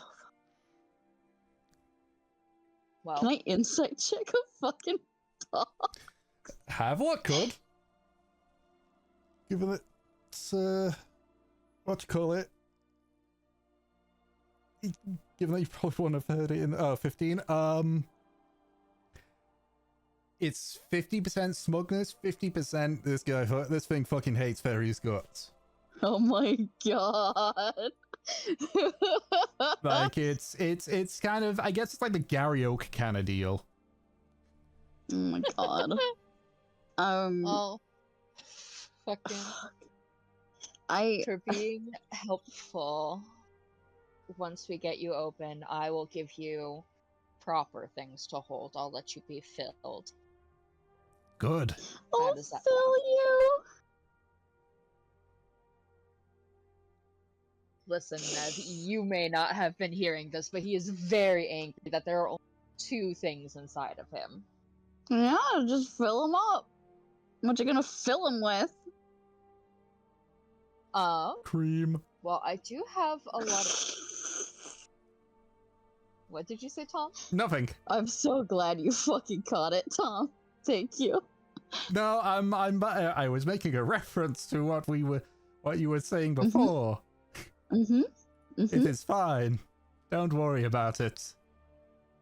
Wait I till was asking because I didn't hear you. That's fine. It's fine. Don't worry about it. Don't worry about it. Wait till I eventually upload the episode. Oh.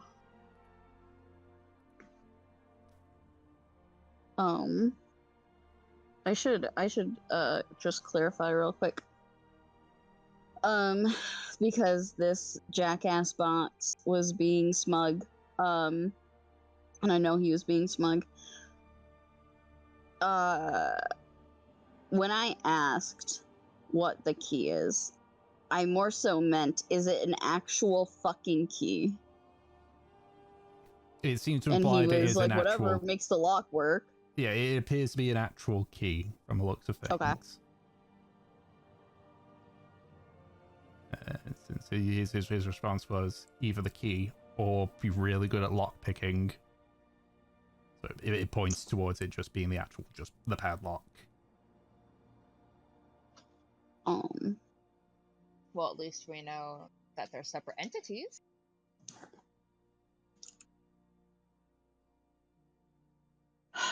Never thinks about this.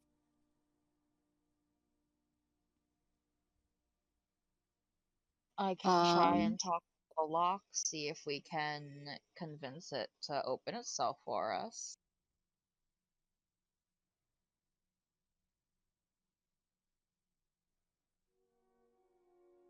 I'm not sure it can do that on its own.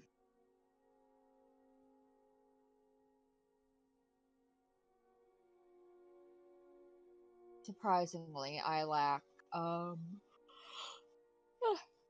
these tools. Best I have on me is a crowbar.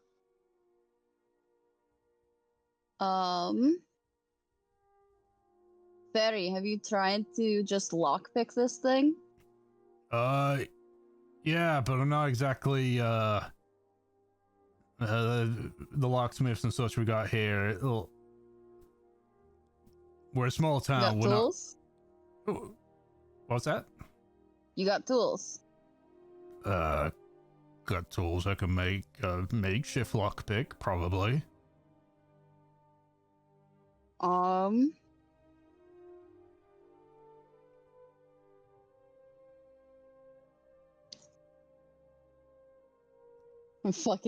looking at something. Hold on.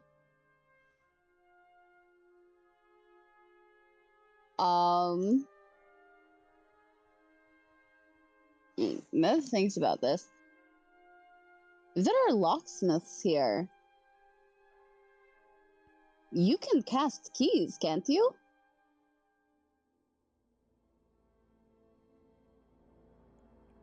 As I said, we're a small town, and the people that we've got, good ones, are few and far between.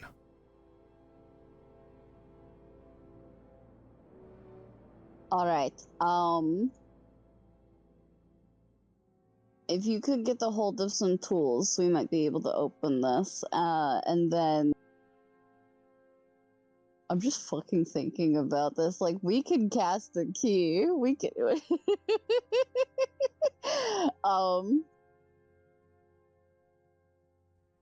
But we'll start with the tools. Like, steps up. He's like, okay, I'll see if any of the locksmiths got any tools on hand. Yeah. So, like, runches into the pocket with the 3 gold coins, pulls it out. Ready day fund coming in, clutch already.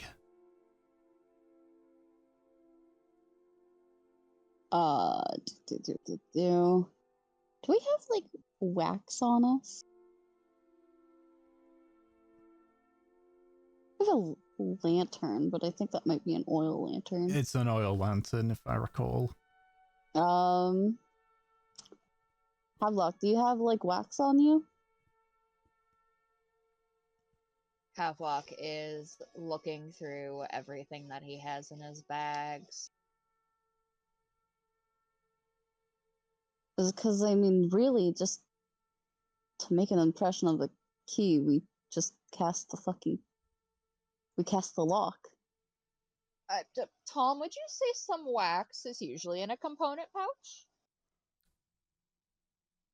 You know, I actually think some spells do involve wax. Yes. I swear to I God, got it. like, okay, I know what you're talking about. With wax, I can't remember what fucking spell it is, but you're right. Anyways, Kinling, you just fucking said that. Cast lock. I swear to God, if Havelock is literally like a lock to something magical, like there's something internally in him or something, I will fucking scream. Hold on. He said he wanted to make something greater. What if when the chips were taken away, the key was implanted? That's what I'm fucking saying.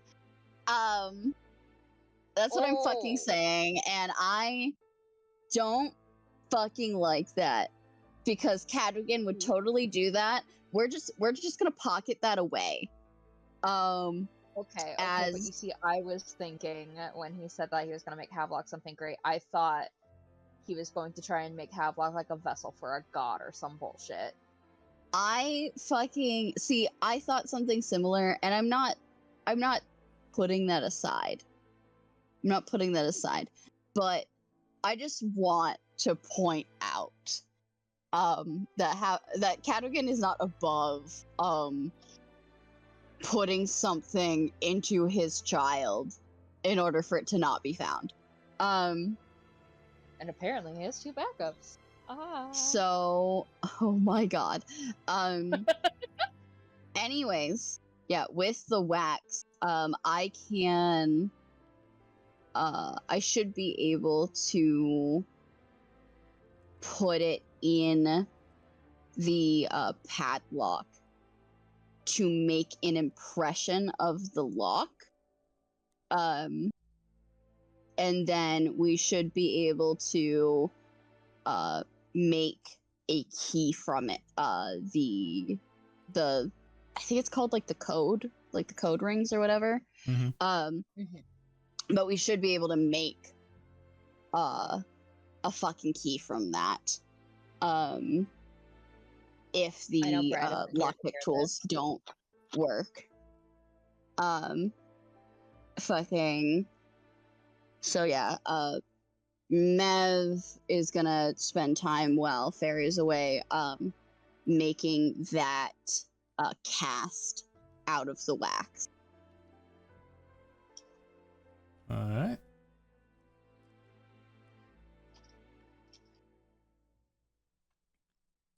So, did it say how long it is, or like how long it takes, or does it just say to, you know? Oh, it should only take a couple minutes because I'm just making an impression. I'm straight up just pressing the wax against the lock, and then I'll be able to take it out. And it'll show me like where the little divots are in the lock to make the key. So that only takes me a couple minutes. All right. Layman's terms for you, Tom. It's like when you take a baby's hand and you put it in the clay so that you have their hand. Yeah.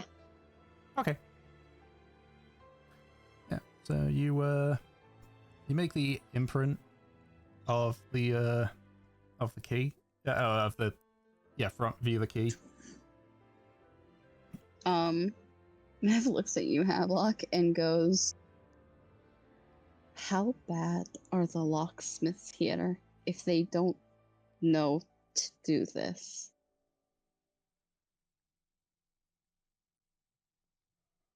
These are normal people, Mev.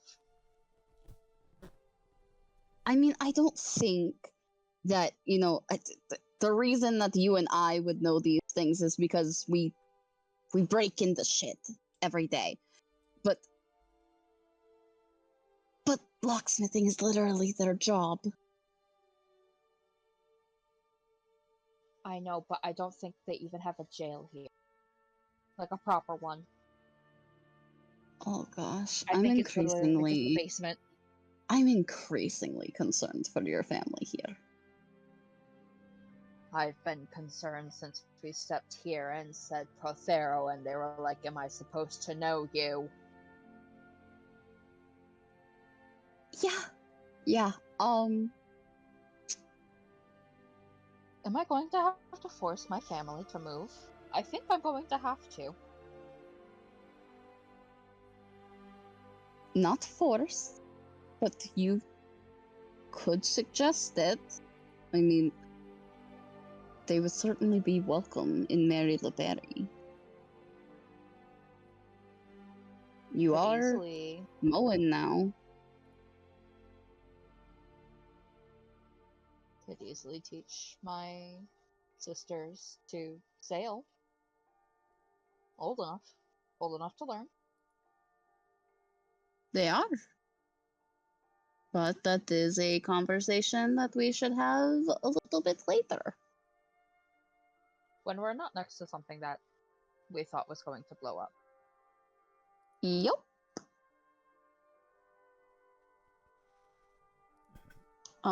Barry does arrive a little bit later. With what looks to be like a small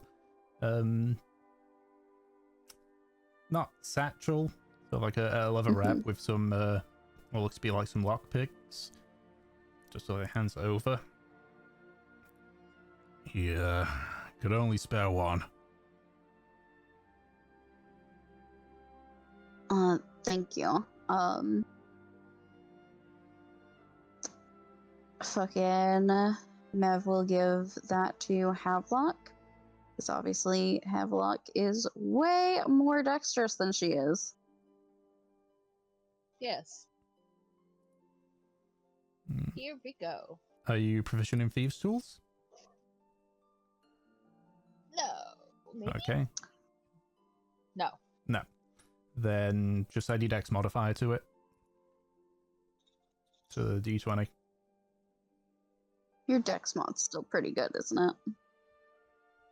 It's only +2.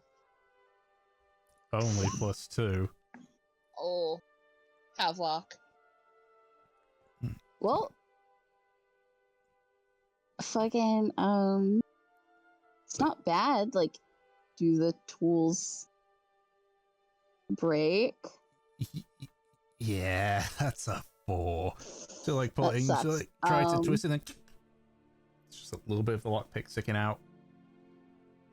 Actually, Mev. I have an Yeah? idea. have an We idea, actually. Are we sharing the brain? I don't think we are. Okay, I am going to say mine first. Uh-huh. You know where this needs to stab because you have the impression. This is already stuck in there. Your mental magic? I could turn the lock, or I might be able to just break the padlock. Okay, but where's the fun in that?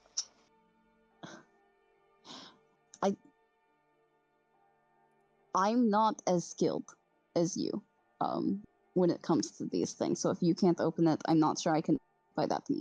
But when I was with Olivia, I blew up this tankard. I destroyed it. I could destroy the padlock. I'm fairly certain I was with you when you broke that. I believe Mev had you step away. Okay. Oh, that's news to me. Alright, go right ahead. Mev takes a hold of the lock. She's going to use Word of Unmaking. And before she does this, Havelock's going to get behind her and hold his shield in front of her. Just in case. She has to hold it, so either way, her hands are getting fucked if something happens. But yeah, Mev like channels her magic into this, and again, her fingertips light up with this radiance. Okay. Need to double check on Word of Unmaking. I can pull it up.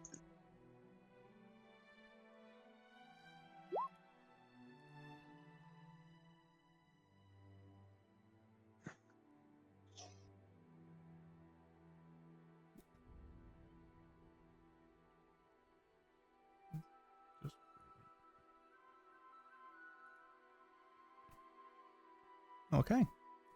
Well, let's make this a little interesting. Go ahead and roll a d20 and add your wisdom modifier, or whatever your spellcasting modifier is. Which I actually think it is wisdom.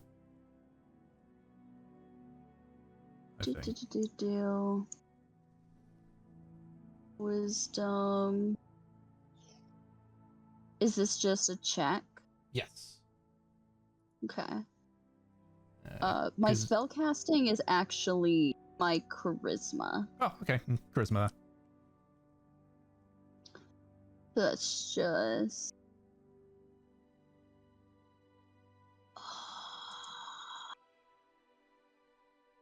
It's not an attack, so it's just the +2. Mm-hmm. Okay. So as you like cast a spell, and you sort of like feel the metal heat up. You sort of like feel almost like sparks pushing against your fingertips. Hmm.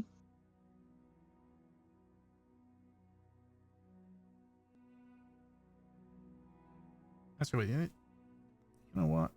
Because it's got the thing in there. Go ahead and roll again, just for a second.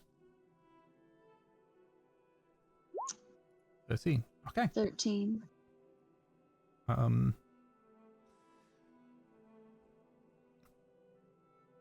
While you're not able to destroy the lock, you're confused for a second because it's like, wow, this is magic. It's meant to destroy the object. The constant like sparks that push back against you. You start like trying to feel it out. The sparks themselves have an arcane-ish feel to them. But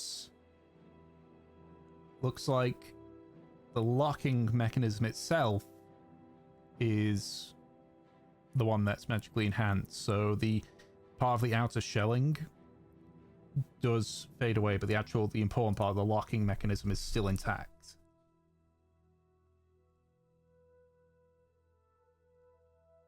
Okay. If that's the case, doesn't that mean that I can just destroy the, like, what is it? The little loop that's on top? Potentially, unless if it's the locking mechanism, I should be able to destroy the actual thing that's holding the padlock to the chest. Unless the chest itself, because the loop is part of the chest. No, it's not. There's 2 loops. Oh, like the loop for the lock. Yes. Yeah. I mean, you can certainly try. Yeah, I'll try and do that. Okay. Do I roll again? Yep. Because you do feel Okay. the arcane sparks. It's significantly weaker at this point. Roll again, because I'd say with advantage, because it's... Oh, yeah. Oh my god. Nah, it doesn't... Oh my god. It doesn't give. Would you like me to cast Shatter?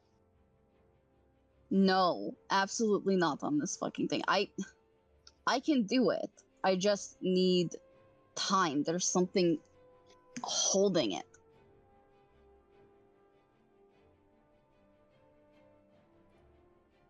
Do what you need to do. All right. You said this thing is weakening, so I imagine I can get this thing open with enough force. Potentially. Like, I'll keep trying, because this is a fucking cantrip. Okay, go ahead. Fucking- Make another 2 rolls. 10, 20. You focus in a bit more on the spell. And you start like pressing part of it with your thumb, and your thumb just instantly goes through and touches the other side of the loop.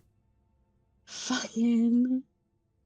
Yeah, I think Mev's like hands at this point are like glowing with this radiant light. Her hair is sparking up.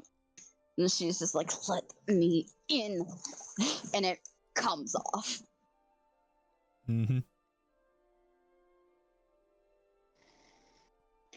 Huh! I did it! Fucking did it! She holds up the padlock.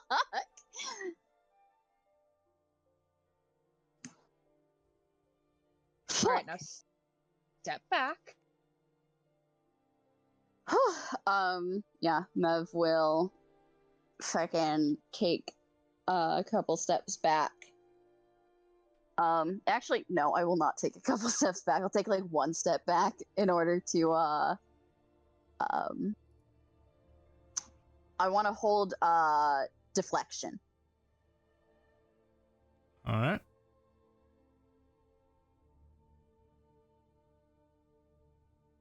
I'm gonna open the chest. Okay. You grab the chest. You open the lid. Do you open it slowly or quickly? Slowly. I don't trust this thing. You open it slowly. And as you do, just from the bit which you opened, you feel hot air escaping. Not super hot air, just, you know, warmer than the surroundings. You sort of hear, it's not so much a hiss, more of a long exhale. Just go. And it stops. No more warm air coming from it. Oh, I don't like that this chest just breathed on me. Oh god, I hope it's not a fucking, like, mimic dead man's drop. That'd be fucked. Don't put your hand in it. I can touch whatever's in there with my telekinesis. Havelock, who is pulling his crowbar out of his bag, just looks at her like, you think I'm gonna put my hand in there? No, I'm gonna poke it with the crowbar. And he's gonna open it fully and just poke around inside. Alright. So, you look into the chest itself. There is indeed 2 objects that are there. One of them appears to be a folded up bit of paper, but you can at least tell, even from its folded up state, that it appears to be part of a map. The other one looks a bit familiar to you, because you had gotten one from a very similar chest. But you notice this one is larger, more ornate, and blood red. The compass's lid looks almost akin to an Ouroboros, except as opposed to a singular loop, it is looping multiple times in and over itself. At the center shows looks to be a creature with its maw open, and coming from its mouth are several tentacles from the looks of things.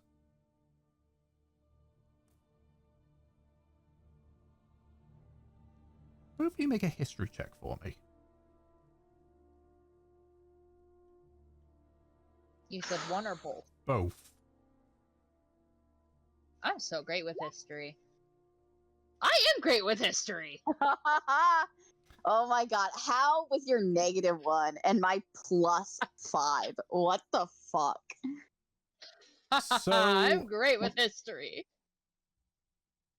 while you don't know the origins or the meanings of it, you realize that in fact, all of you had seen this before, though granted not as ornate as it currently is. Oh my Over gosh. nearly a year ago, you recall that in the town of McGinn, you had set out into the Orphan Mountains Oh my god. and found something very similar on a stone. And that's what we're going to call it. You fucker! You fucker! I fucking... Oh my god, you fucking... I assume you now know how long I've been holding on to that one.